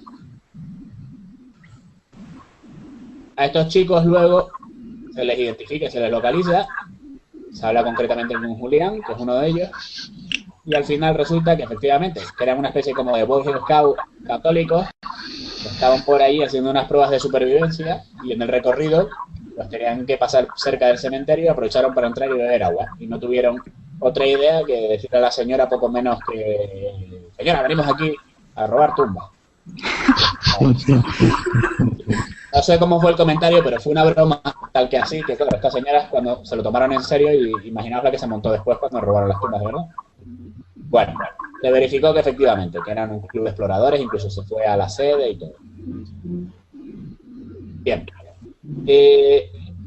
Aquí ya lo que queda, no os lo voy a poner, ¿vale? Porque quiero que seáis vosotros los que indaguéis un poco en lo que puede ser. Entonces, si queréis, primero podemos continuar un poco con el brainstorming. No sé si lo he dicho bien, Faina. Brainstorming. Sí, vas mejorando. Voy mejorando mi inglés de Cambridge. Bueno. Pues, a ver, cosas que os hayan llamado la atención de lo que hemos visto, ¿no? Continuamos con la lluvia de ideas. Que las tumbas estuviesen separadas todas. ¿Separadas Bueno, en qué sentido? pues que no fuesen todas contiguas, sabían dónde iban. Vale. Si quieres, vete anotando, Isia. Las tumbas no estaban pegadas unas a otras, aunque sí cerca. Más cosas, chicos y chicas. Veo que ahí habéis estado anotando cosas. A ver, ¿qué has estado anotando? Dime, Lorena. El que quedaran dos lápidas a la tapa, que quedaran dos perfectas. Sí, creo recordar que sí. Que hubo dos que no se tuvieron que romper. ¿Y no tenían familia los de los que a los que profanaron? Porque no ven las diligencias que se les tomase manifestación ni nada. Bien. Por lo tanto, tú lo que estás comentando, Martín, es que una cosa interesante, que también lo habíamos señalado al principio, sería contactar con los familiares o los descendientes, más bien, ¿no? De esos señores. Si tuviesen, porque como son las tumbas más viejas, posiblemente sabían dónde iban. Claro. Bien, había una de las tumbas era de 1970, la de Tomasa, creo recordar. Pero sí, las otras son de 1920. Bueno, pues, Isier, si te parece, apunta a averiguar sobre descendientes o familiares que sigan con vida. Pero ¿por qué concretamente hablarías con ellos, Martín? Pues hablaría con él, no sé, porque como tampoco son parte en nada, está hablando ahí todo el mundo menos la parte implicada, que son a la verdad que han robado la familia. Ajá. Sí, pero bueno, tú lo harías por un formalismo de ofrecerles la posibilidad de ejercitar acciones penales contra la profanación de las tumbas de sus familiares, ¿no? Bueno, también para saber quién son esas personas y por qué se los han podido llevar. Bien, o sea que nos interesaría, en este caso, conocer el perfil de la víctima, a pesar de que, como comenté al principio, no siempre tenemos la víctima. Claro, a lo mejor las han enterrado con anillos y todo de oro y sabían dónde iban. Bien. Bueno, vamos a suponer que efectivamente se consigue hablar con parte de estos familiares y se sabe que no había objetos de valor dentro de los féretros. Pero bueno, Martín señala una cosa interesante, y es que tenemos que conocer lo máximo posible de las víctimas, por lo tanto, sería interesante saber quiénes eran, a qué se dedicaban, en qué trabajaban, cómo murieron. Eso puede ayudarnos después. Dime, Karen. ¿Y de dónde era? En una de las tumbas se dejó el hueso de un dedo o algo así, o sea, y en las otras no, ¿no? Bueno, concretamente lo que señalan es que había dos huesos pequeños que, digamos, pasaron desapercibidos para los sujetos, o para quien fuera que robara aquello. Dos huesos pequeños. A mí me gustaría que ahora hiciéramos un pequeño inciso y que Faina nos explicara un poco cuál sería el estado de esos cadáveres tal y como se robaron. Un poco, muy brevemente, cómo suele ser pues el proceso degenerativo de un cuerpo y ver un poco pues cómo estaban estos señores y esta señora cuando se los llevaron. Estudiantes en medicina. Bueno, pues brevemente, para no aburrirlos ahora con lo de las fases de la putrefacción y no sé qué. Digamos que después de las primeras 24 horas es cuando empieza la putrefacción, que son 4 fases: la mancha verde, la eritematosa, la colicoactiva y la esqueletización. Y la esqueletización es completa, y cuando digo completa significa que hasta los ligamentos se han perdido a los 5 años. Que ahí podemos entrar en millones de detalles, por supuesto, el embalsamamiento, que si hay factores, la humedad, no sé qué, pero esos factores lo pueden afectar más o menos, quizás las momificaciones, todo ese tipo de cosas, pero en los nichos, esqueletización y 5 años, básicamente, así por ir al grano y ser práctico. Si les Bien, parece. entonces lo que se han llevado de las tumbas, ¿qué es? Simple y llanamente un esqueleto entero. Pues sí, huesos, claro. Bien, el hecho de que se hayan enterrados con cal puede haber afectado a identificar los huesos, a ver qué tipo de huesos eran. ¿Los huesos todavía estarían sujetos o los huesos prácticamente estarían sueltos? Te acabo de decir que si se pierde, o sea, lo último que se pierde son los ligamentos que unen los huesos, ¿no? Las sustancias que los unen, por decirlo así, los tendones, etcétera. Al perderse eso ya el esqueleto pierde, no es que pierda la forma, pero se separan las partes. Entonces, pues de ahí que se haya quedado una falange, en fin. Bien, Pero entonces sí, son huesos. estaríamos hablando de esqueletos desarmados. Sí. Sobre todo porque te estoy hablando de 5 años, pero en los cuerpos que estamos hablando podemos estar hablando de, bueno, si es de los años 20 al 2011, pues imagínate. Bien. ¿Tienes alguna foto de un esqueleto con esa antigüedad? No, tengo una foto de un esqueleto, pero Pero si tengo tenías, fotos de yo me acuerdo, putrefacción que son más morbosas. en tu blog creo que tenías una fotografía que además la utilizaste de cabecera, ¿no? De un... Sí, la de... Lo que pasa es que eso es un esqueleto, ¿cómo se dice esto? En una... ¿Cómo se llama? De antropología, en un... ¿Cómo se llama esto? Que alguien me ayude, en un yacimiento. Ajá. ¿Y por qué no Vale. tienes esa foto a mano? ¿Cuál? ¿La de Taibo? Esa foto. Sí. ¿Cuál lo de... sí. Descárgala y la pones en lo que seguimos comentando, ¿vale? Venga, sí, Bueno. mejor. Pues vamos a ver, chicos. Entonces, estábamos continuando un poco con la lluvia de ideas, ¿vale? Sabemos un poco de qué va la historia, sabemos un poco, hemos anotado aquí una serie de cosas que parecen interesantes, ¿vale? Pero ahora a toda esta información hay que darle forma. Si nosotros somos científicos es porque realmente utilizamos una metodología y tenemos un orden para tratar los datos. Eso es lo que le da validez a nuestro trabajo. Entonces, a mí me gustaría, por ejemplo, si os parece, podríamos empezar por cualquiera de los puntos del esquema que antes os facilité, pero vamos a ver si, por ejemplo, hacemos una posible reconstrucción, ¿vale? Yo cuando hablo de reconstrucciones me gusta separarlo en el tiempo, ¿no? Y lo separo en tres momentos muy concretos. Antes de cometer el crimen, durante la comisión del crimen y después de cometer el crimen. Dentro de la primera fase, la fase anterior, que yo la llamo situación precriminal y algunos autores también, me gusta hablar a largo plazo y a corto plazo, o de manera inmediata. Entonces, si habláramos de cosas que han podido hacer el autor o autores de esta profanación, a largo plazo, ¿qué pensaríais que han hecho? Creo que han hecho un estudio de terreno, no sé, la planificación. Han señalado que tumbas...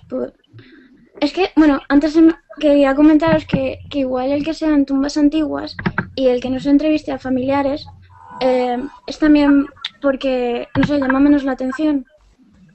Habrá menos repercusión mediática, ¿puede ser?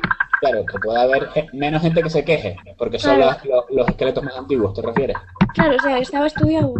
Vale. En cierta medida. Eso, muy bien. De todas maneras, concretamente, de eso, en eso vamos a profundizar, Victoria, cuando hablemos de la situación ya criminal, en sí, ¿no? El hecho en sí.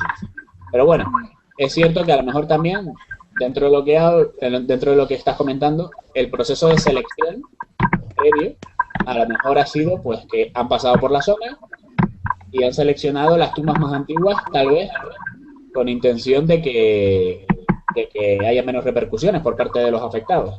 Bueno, haz la anotación preceptiva, Isier, si te parece. ¿Qué más cosas pueden haber hecho a largo plazo anterior? Perdón, Karemi. A ver, si estaba a 1 kilómetro del pueblo, creo escuchar, o sea, es que estaban cerca, ¿no? O no. Eso, bueno, ¿no? ¿Viste las fotografías, no? Sí, bueno, y lo comentaste. Entonces, si además era entre el 31 y el 1 de... Vamos, era una fecha de celebración, ¿no? Fin de año, claro. Podría ser, pues eso, que ya habían estudiado y que, bueno, se me ocurre a mí de pronto que pueda ser algo pues de ritual o de rituales y de situaciones así, porque también habían aparecido ya indicios de que lo habían hecho antes, ¿no? Hombre, yo creo que hacerlo el 31 es porque la gente estará en sus casas cenando, nadie estará por la calle y hay menos vigilancia porque hay menos patrullas de Guardia Civil y todo eso. Bueno, tenemos entonces, con respecto a esto que está comentando Karemi y también Martín, bueno, estamos hablando del criterio de elección del escenario temporal.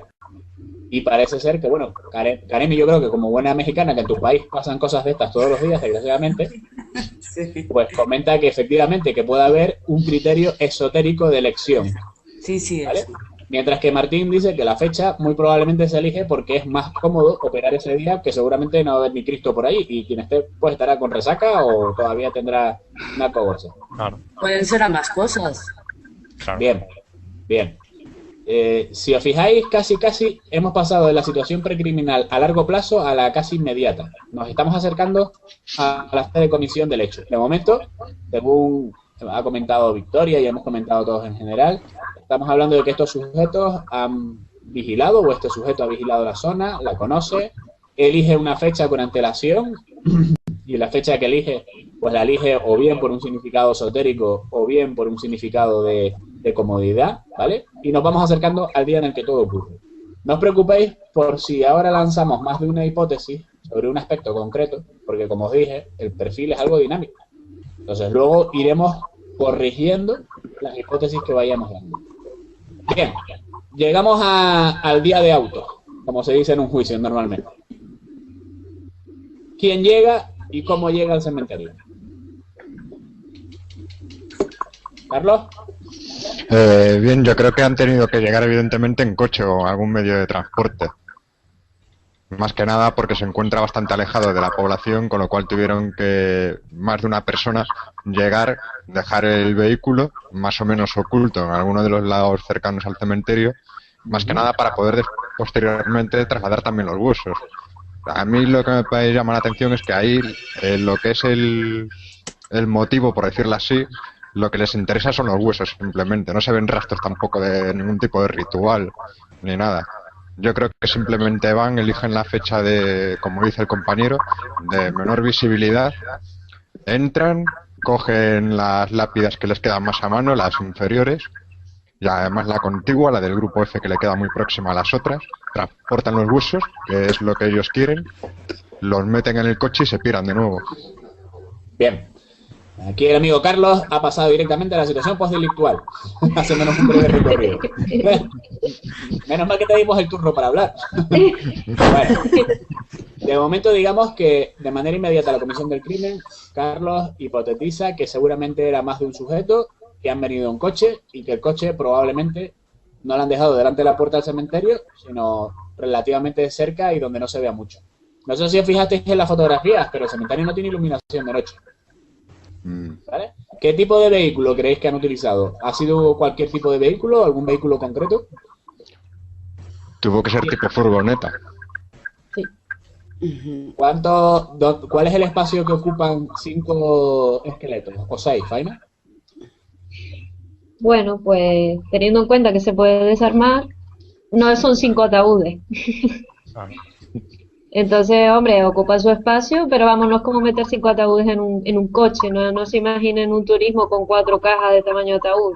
Son, si se meten en bolsas, por ejemplo, bueno, normalmente para las exhumaciones se meten en cajas especiales, cuadradas de estas Bien. como cuando las neveras que de picnic, ¿no? Esas cuadraditas, ese tamaño más o menos.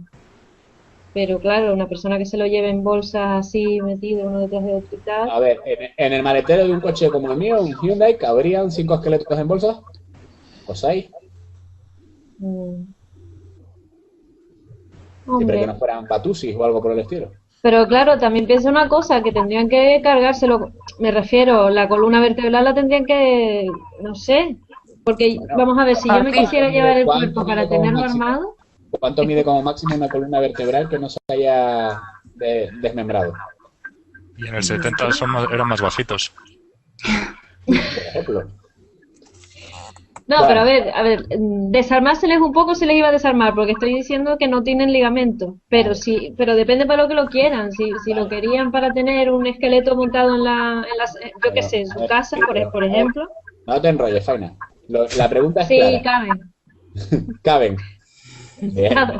Bueno, es decir, estamos buscando un coche y no tiene por qué ser una furgoneta. Fijaos que yo también inicialmente pensaba como Carlos. Digo, va, pues tiene que haber tenido un coche grande. Pues no tiene por qué. En un No tiene maletero, por qué. 5 esqueletos desarmados caben. ¿Eh? Eso, los 5 minutos de conversación de Faina querían decir eso. Bien. Llegamos entonces a estos sujetos, entran dentro y ¿qué es lo que llevan? ¿Llevan algo? ¿Se ayudan de algo para cometer el crimen? ¿Para cometer el delito, el robo, la profanación? Hombre, claro, para abrir las tumbas, Ajá. pues algo llevarán, un pico y... Bueno, algún tipo de herramienta. ¿Qué más? Bolsas para los huesos. Sí, de hecho, sabemos que se encontraron 2 bolsas en el escenario, en una de las tumbas. ¿Qué más cosas pueden haber llevado? Guantes, pueden haber utilizado guantes, ¿no? De esos Sí. de- Y una cosa bastante lógica que tienen que haber utilizado para robar tumbas un 31 de diciembre a las tantas de la madrugada. Linterna. ¡Bien, chicos! Hoy en día es muy socorrido lo de utilizar el teléfono móvil para iluminar cuando te despiertas a mitad de la noche y vas al baño en tu casa. Pero bueno, para robar esta cantidad de tumbas, pues probablemente han debido utilizar algún tipo de luces. Bueno, fijaos que ya solo con estos elementos que hemos señalado de la situación precriminal, tenemos pequeñas pistas por donde podríamos tirar, ¿no? Podríamos buscar a sujetos que hayan conducido un coche, gente que viera luces pues en el cementerio a esa hora, que viera un coche que no estaba aparcado, por ejemplo, delante, sino parcialmente oculto. Por ejemplo, en las conexiones de la autopista, pues podríamos ver alguna gasolinera donde viéramos, pues, por lo menos a esas horas, pues un grupo de 2 sujetos o 3 sujetos, etcétera. Bien, metidos ya en lo que es en la acción de profanación de las tumbas, ¿vale? ¿Cuántas personas creéis que han podido haber actuado? ¿Cuántos creéis que hacen falta para dar este golpe? Mínimo 2. ¿Por qué? Pues, no sé, la coordinación también. Supongo que alguno debe vigilar mientras Bien. el que lleva a cabo. No sé. Mínimo 2. Y si vosotros tuvierais que planificarlo, ¿con cuánta gente contaríais? Imaginaos que podéis contar con un máximo de 10 personas, pero tenéis que elegir un número de personas para dar el golpe. ¿Con cuántas personas contaríais? una por cada tumba. Para hacerlo más rápido también. ¿Cuántas comentaste, Lorena? Uno por cada tumba, para hacerlo cada uno que se dedique a una, ¿no? Por eso de que sea más rápido. Sería una opción, pero hay que tener en cuenta que si emplearon algún tipo de pata de cabra o palanca, ten en cuenta que concretamente había 2 tumbas que estaban adyacentes. Sería difícil trabajar con comodidad. Pero, bueno, por lo menos un grupo de personas lo suficientemente amplio como para no perder demasiado tiempo, para tener pues determinados puntos vigilados. Según la disposición que visteis del cementerio, ¿cuánta gente por lo menos creéis que hace falta para vigilar? Con una que esté en la puerta. Bien, por lo menos una en la puerta.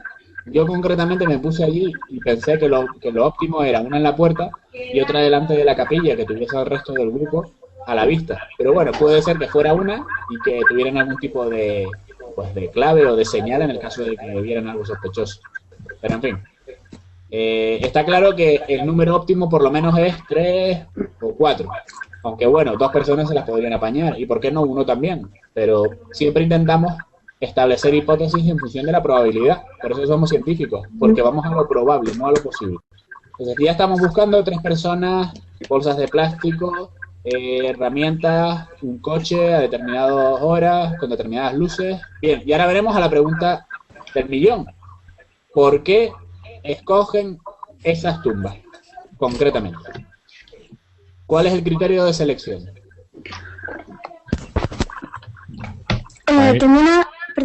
Tengo una pregunta respecto al apartado anterior.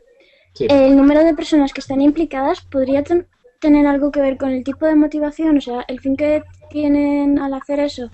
Me refiero, a ver, si se trata de una secta, ¿vale? Sí. ¿A qué miembros elegirías para hacer esa misión? Si se trata de una gamberrada, cuantos menos testigos o menos implicados haya, o no sé, en ese caso, o también podría ser una prueba de valor, me imagino, también en sentido de gamberrada.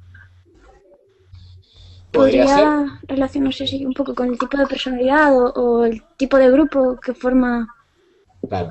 O sea, Victoria aquí plantea una cosa interesante y es la cantidad de personas o quienes sean los autores o las personas seleccionadas para cometer la profanación, ¿pudiera tener que ver con la motivación en sí o no?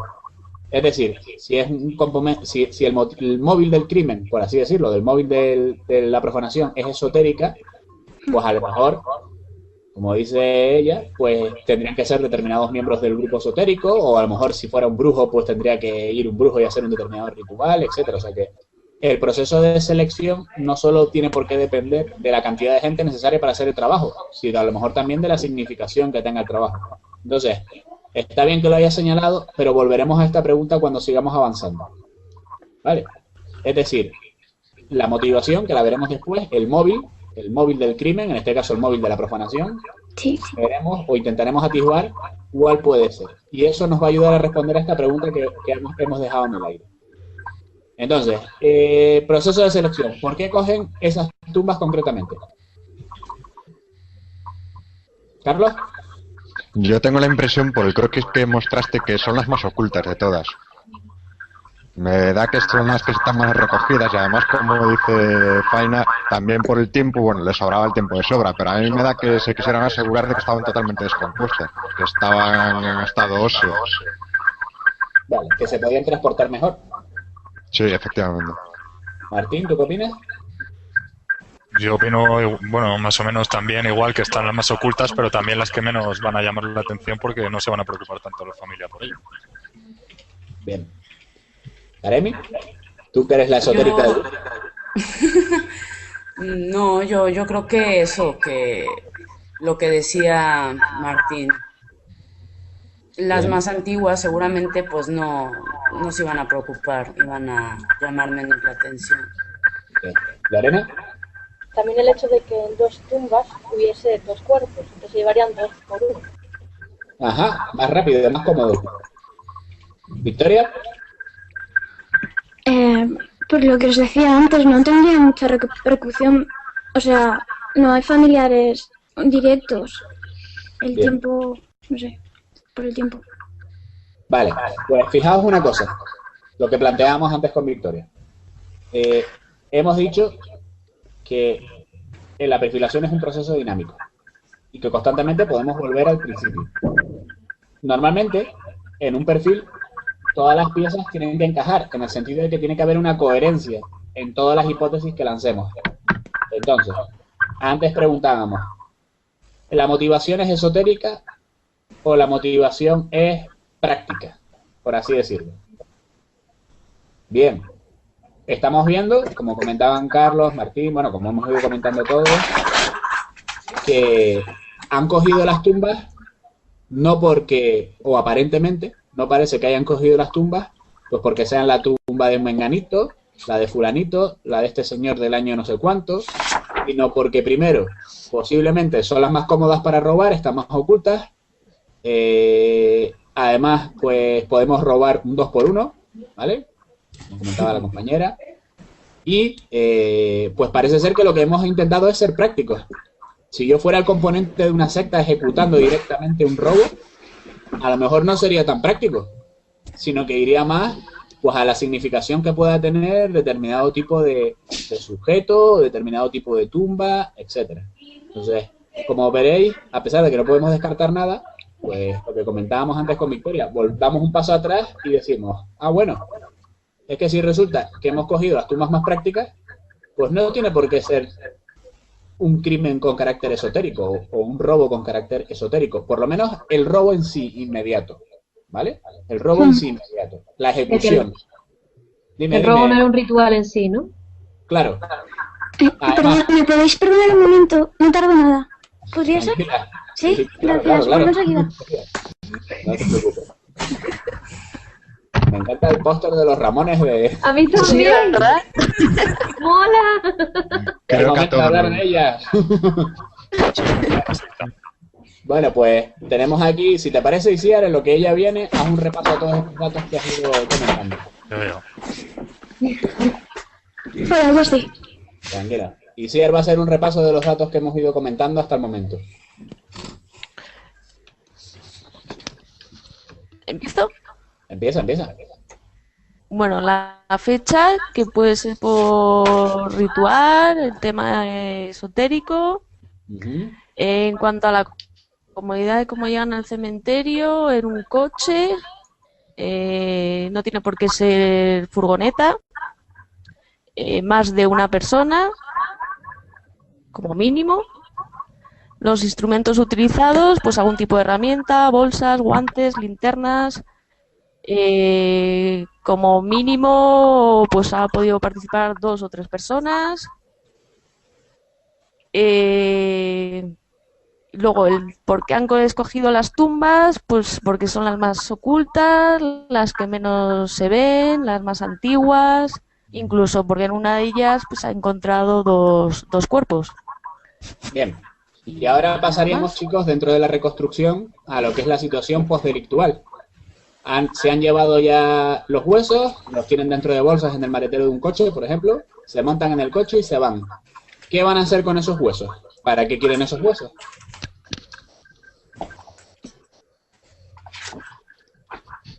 ¿Carlos? Ahí, no sé, tengo la sensación de que son estudiantes de medicina buscando algún tipo de Lo esqueleto iba a para decir. ponerse a estudiar. Es que a mitad de que se ha ido presentando todo, me ha dado esa sensación, no sé por qué, y conforme he ido viéndolo, ya he cambiado la opinión hacia eso.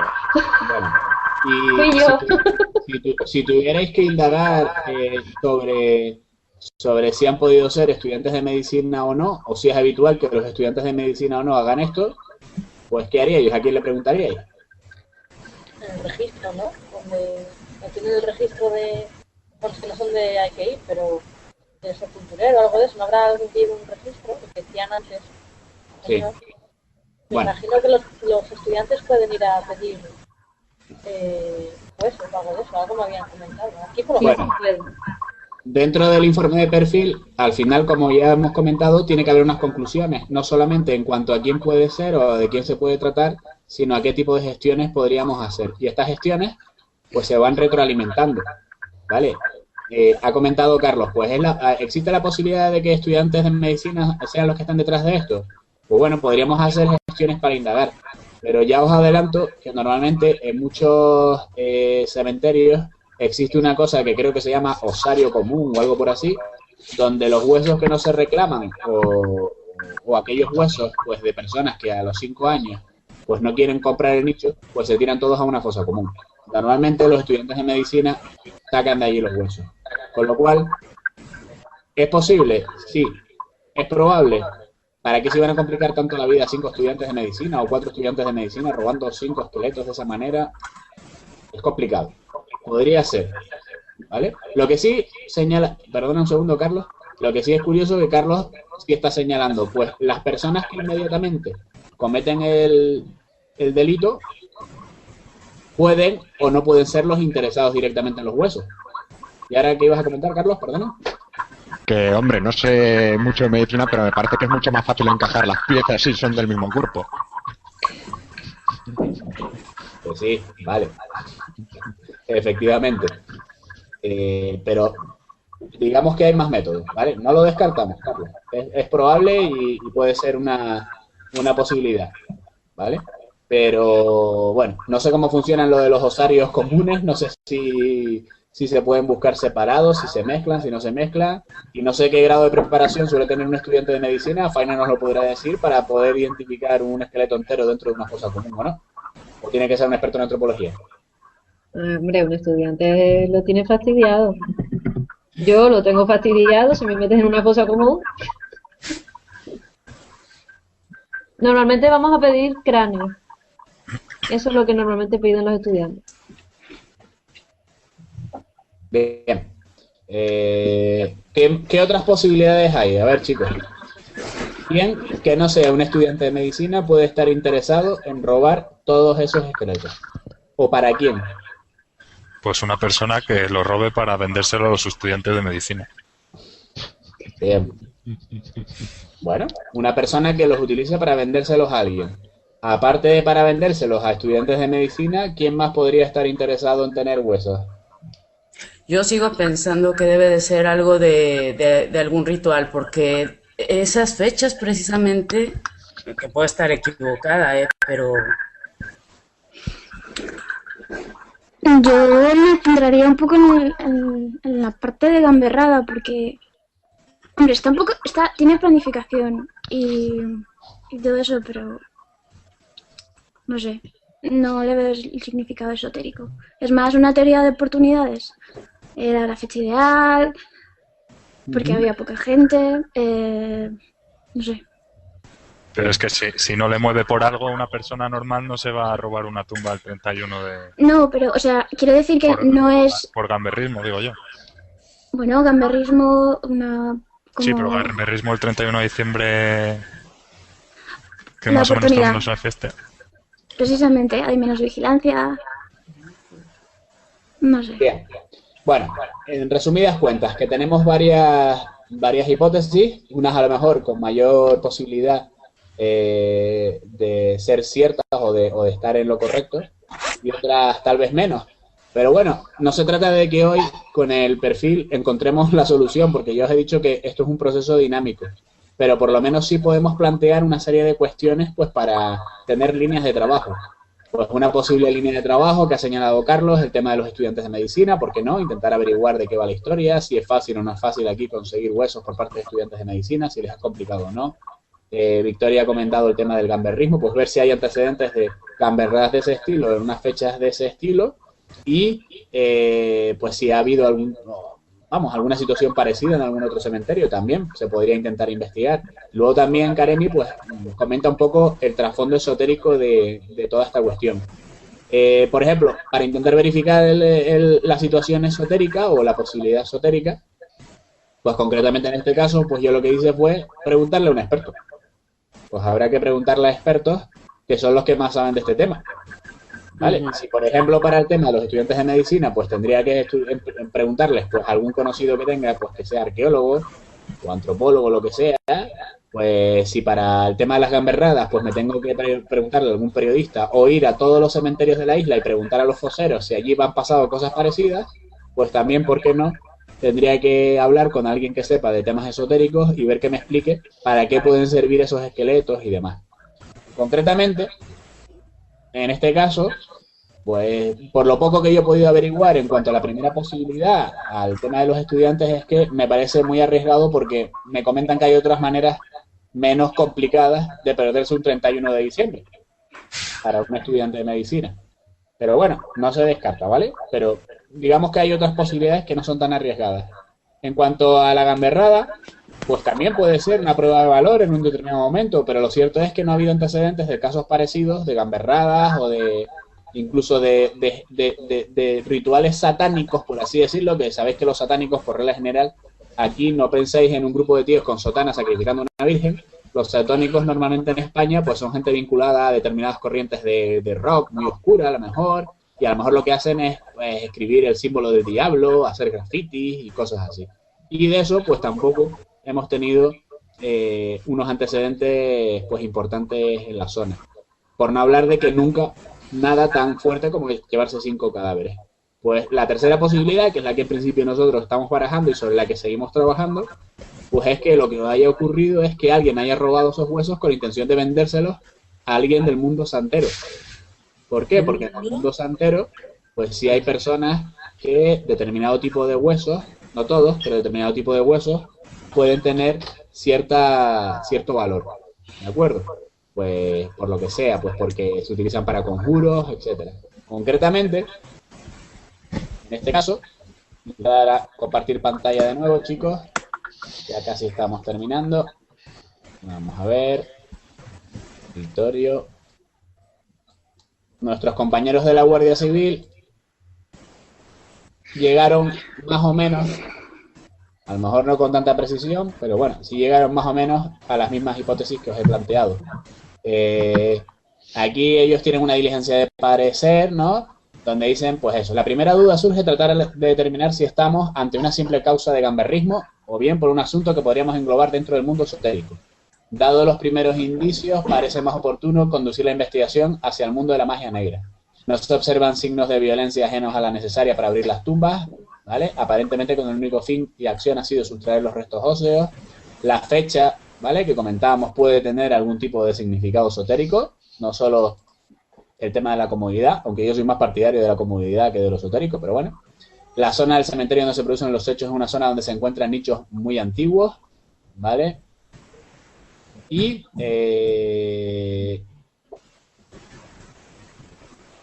finalmente llegan a unas conclusiones donde ellos también más o menos preguntan y les comentan que podría estar relacionado con lo que sería la magia o la religión yoruba, ¿vale? Es una magia de origen africano, por así decirlo, concretamente de Nigeria, donde pues los paleros, los santeros, como quiera que se llamen, pues sobre todo utilizan este tipo de determinados huesos para realizar algún tipo de ritual y demás.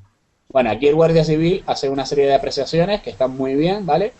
Lo que pasa es que, bueno, yo creo que ni él, ni yo, ni seguramente ninguno de los que estamos hoy participando en este Hangout, sabe tener algunas pinceladas, sobre todo hablando, pues con verdaderos expertos y verdaderos brujos. Y si ellos fueran los destinatarios de estos huesos, pues concretamente yo conduciría la investigación precisamente a intentar saber qué brujos estarían dispuestos a pagar por algo así. Si alguien estaría dispuesto a pagar o si alguien estaría dispuesto a mandar a alguien, etcétera. No creo que haya demasiados que se atrevan a una cosa así. Por lo tanto, yo centraré la investigación por ahí. En toda esta cuestión, pues ha quedado un pequeño eslabón, digamos, sin concretar. Os lo comento. Hay una de las tumbas, ¿os acordáis?, que quedó sin identificar. Sí. Bueno, concretamente, había un registro en una de las diligencias, ¿vale? Lorena creo que lo comentó, donde se dice que hay un archivo en el ayuntamiento donde hay una relación del contenido de todos los nichos. Bueno, nosotros ahora estamos en esa fase, sobre todo para que exista algún tipo de relación, pues numerológica, esotérica, lo que sea, entre las propias tumbas en sí, sabiendo exactamente quién había en esa otra tumba. ¿Vale? Aunque ya digo, mi teoría en este caso, que no tiene por qué ser la correcta, es que posiblemente los ejecutantes inmediatos del robo no eran los interesados en los huesos, pero sí los receptores posteriores. Esa es mi teoría. No sé si alguien pagaría, si no pagaría, si sería alguien que le debía un favor al mago en cuestión, no lo sé. O si al final, pues estamos todos equivocados y efectivamente, como dice Carlos, eran estudiantes de medicina, gente de muy poca fiabilidad, según creo, por mi experiencia. No pasa nada.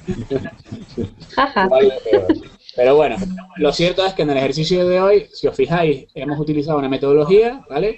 Hemos partido de una noticia de prensa que, como veis, se aleja muchísimo de la realidad de lo que hemos analizado científicamente, y con un conocimiento interdisciplinar de todos aquí, pues hemos llegado a unas hipótesis de por dónde podemos caminar.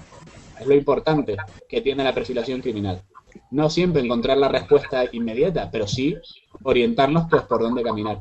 Si os fijáis, todo esto que hemos puesto en el chat es un montón de información que complementaría las propias diligencias que en este caso pues practicaron la policía local y la Guardia Civil. O sea, uno dándole vueltas a la cabeza y utilizando una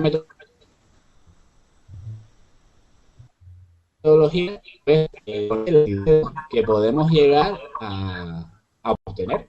O sea, fijaos lo importante que es el análisis del perfil. Bueno, y un poco ya para terminar, os voy a poner una cosa que os va a gustar, pero es un poco para que también sepáis la diferencia que hay entre investigar algo en primera persona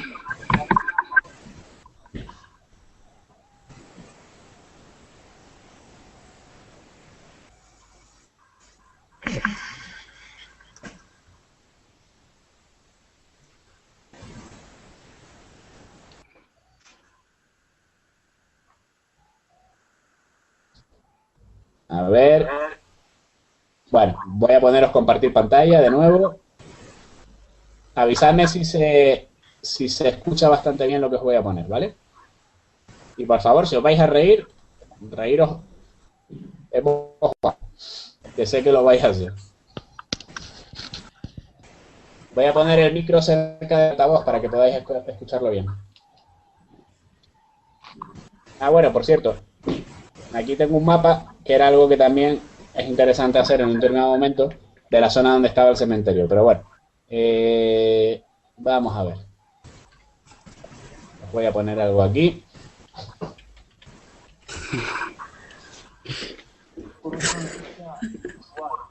Extraña, que rápidamente pasó las primeras planas de los periódicos. Es algo novedoso. Aunque en nuestro país tenemos, por desgracia, muchas informaciones y conocimiento ya del asunto de las profanaciones, nunca algunos habían llegado a tanto. Yo recuerdo como imágenes que me impactaron en su día, un cementerio en Zaragoza, habían martillado todas las fotos de difuntos antiguos, un montón, y habían dejado una recién nacida. Ritos, signos, cosas que se hacen y no sabemos por qué. En otros puntos de la península, un caldero con caños de muerto donde se había hecho cierto caldo. Esto pasa en nuestro país. Pero lo ocurrido en Arico, como digo, es un peldaño más hacia la locura, la sinrazón. Vamos a hacer un poco de detectives. Lo primero es ir al Camposanto, donde todo ha pasado. Robo de cadáveres, 7 ni más ni menos. Allí estuvo nuestro compañero Paco Pérez Caballero.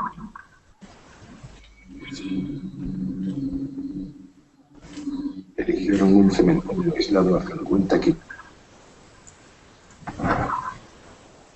de Tenerife y abrieron 5 tumbas.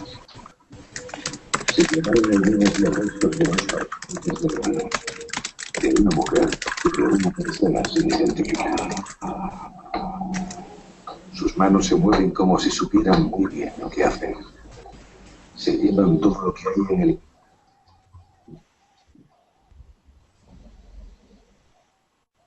interior del nicho, incluido el féretro. Actúan sistemáticamente.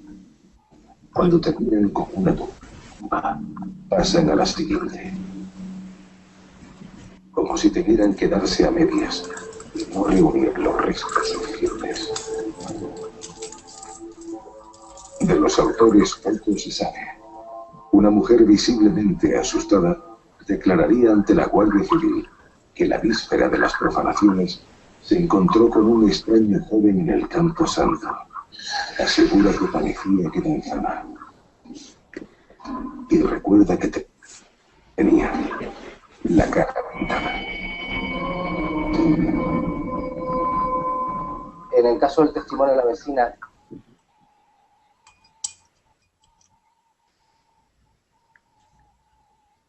sí, de la religión yoruba, de un santero, pero también hay que tener en cuenta que era de noche, iban buscando un gran número de huesos, de cadáveres enteros, y sobre todo también iban buscando los féretros, ¿sí?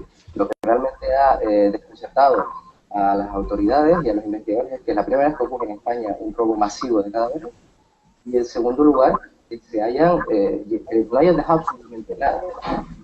Operaron con precisión, y a la mañana siguiente, la noticia de la profanación espantó a los vecinos. La primera persona que va, una señora de avanzada edad, como enramar, como ya aquí en la isla, flores en el hotel. Se encontró con que el nicho donde iba a colocar las flores estaba al lado de uno de los profanados. Encima de ese había otro también profanado, de otra pareja de hermanos. Luego cuando caminó un poco, a mano derecha había otro. Son nichos además que están en la parte inferior, o sea, que era más fácil para trabajar que estar en la parte superior. Y esta señora pues sale despavorida al cementerio a llamar a la policía local y luego pues viene la Guardia Civil. A partir de ahí, sobre todo se publica la información por nuestro diario, bueno, el estupor, la indignación, el cabreo, era bárbaro, porque cuando se trata de un hecho se escoge la hora a la que se comete, cuando sabemos que además se escoge el día de fin de año, es decir, el paso pues, del año 2000 al año 2011, cuando se abren determinadas lápidas, fundamentalmente creo que respondiendo a un criterio de comodidad, cuando se tienen que llevar instrumentos para cometer el hecho, cuando se vigila el lugar para poder asegurar el que todo salga bien, eso lógicamente exige pues un cierto grado de premeditación. El modus operandi parece descartar que se trate de una simple travesura de mal gusto, pero el resto de las hipótesis siguen abiertas. Vudú, brujería, santería, satanismo.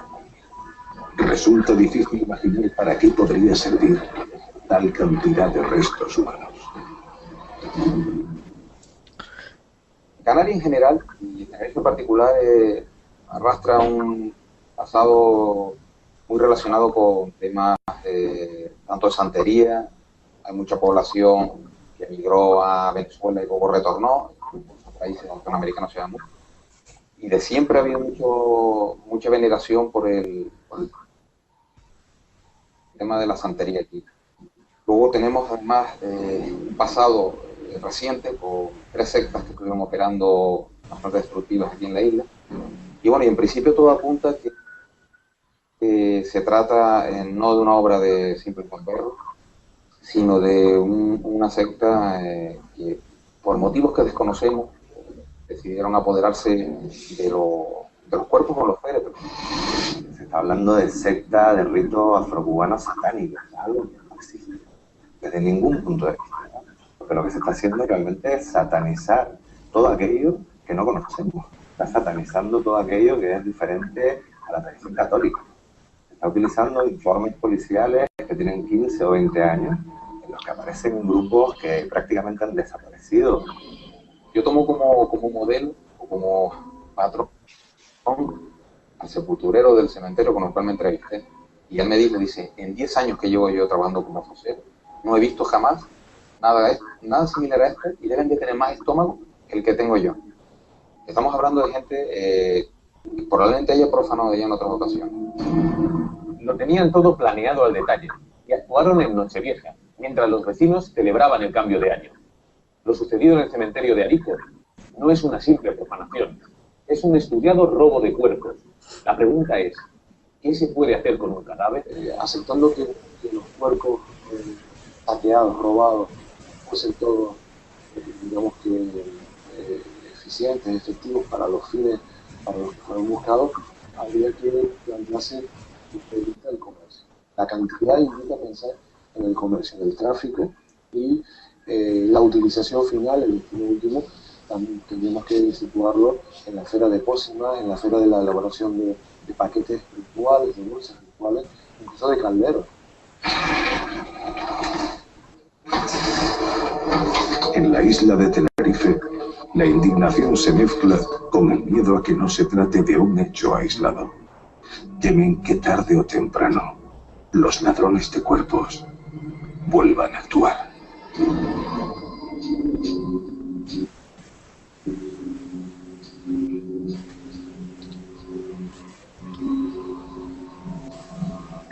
Robo de cadáveres hace pocos días, unas semanas, en las Islas Canarias.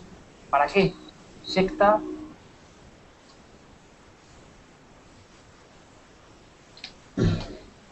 Bueno, chicos, ¿qué os parece?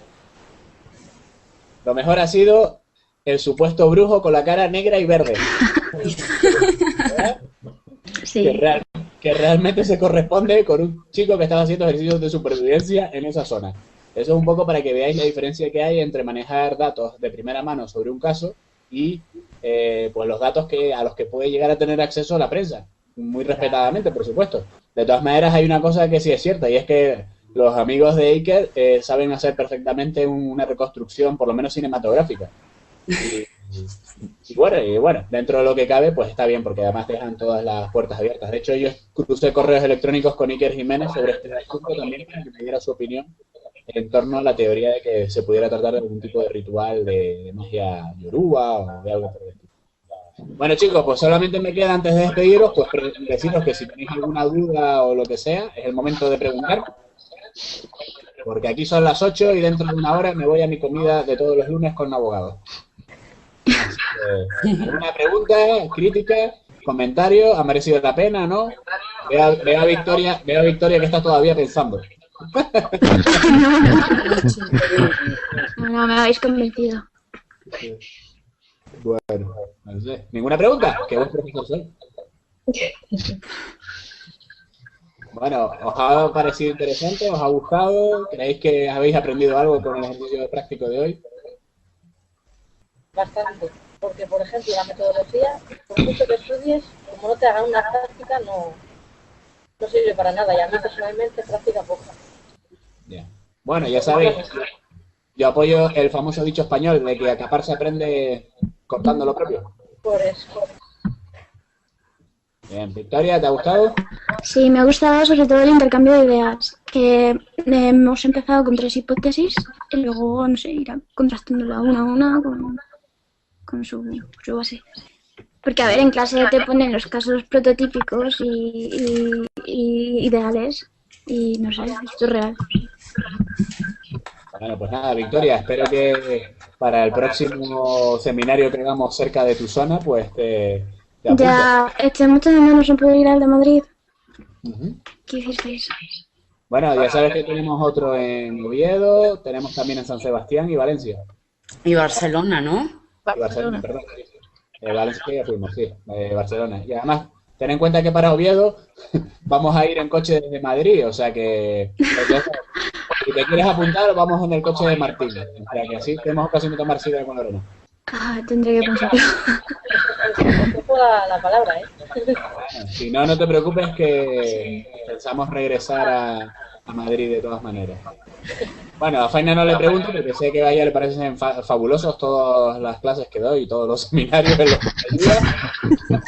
Además, que la he tenido a punta de espada porque quería saber todos los datos del caso y le dije, no, tú céntrate solamente en saber la parte más antropológica para que se la explique a los chicos y el resto, como eres fan y aficionada número 1 y moderadora del foro de internet de Expediente X, pues tendrás que currártelo tú sola.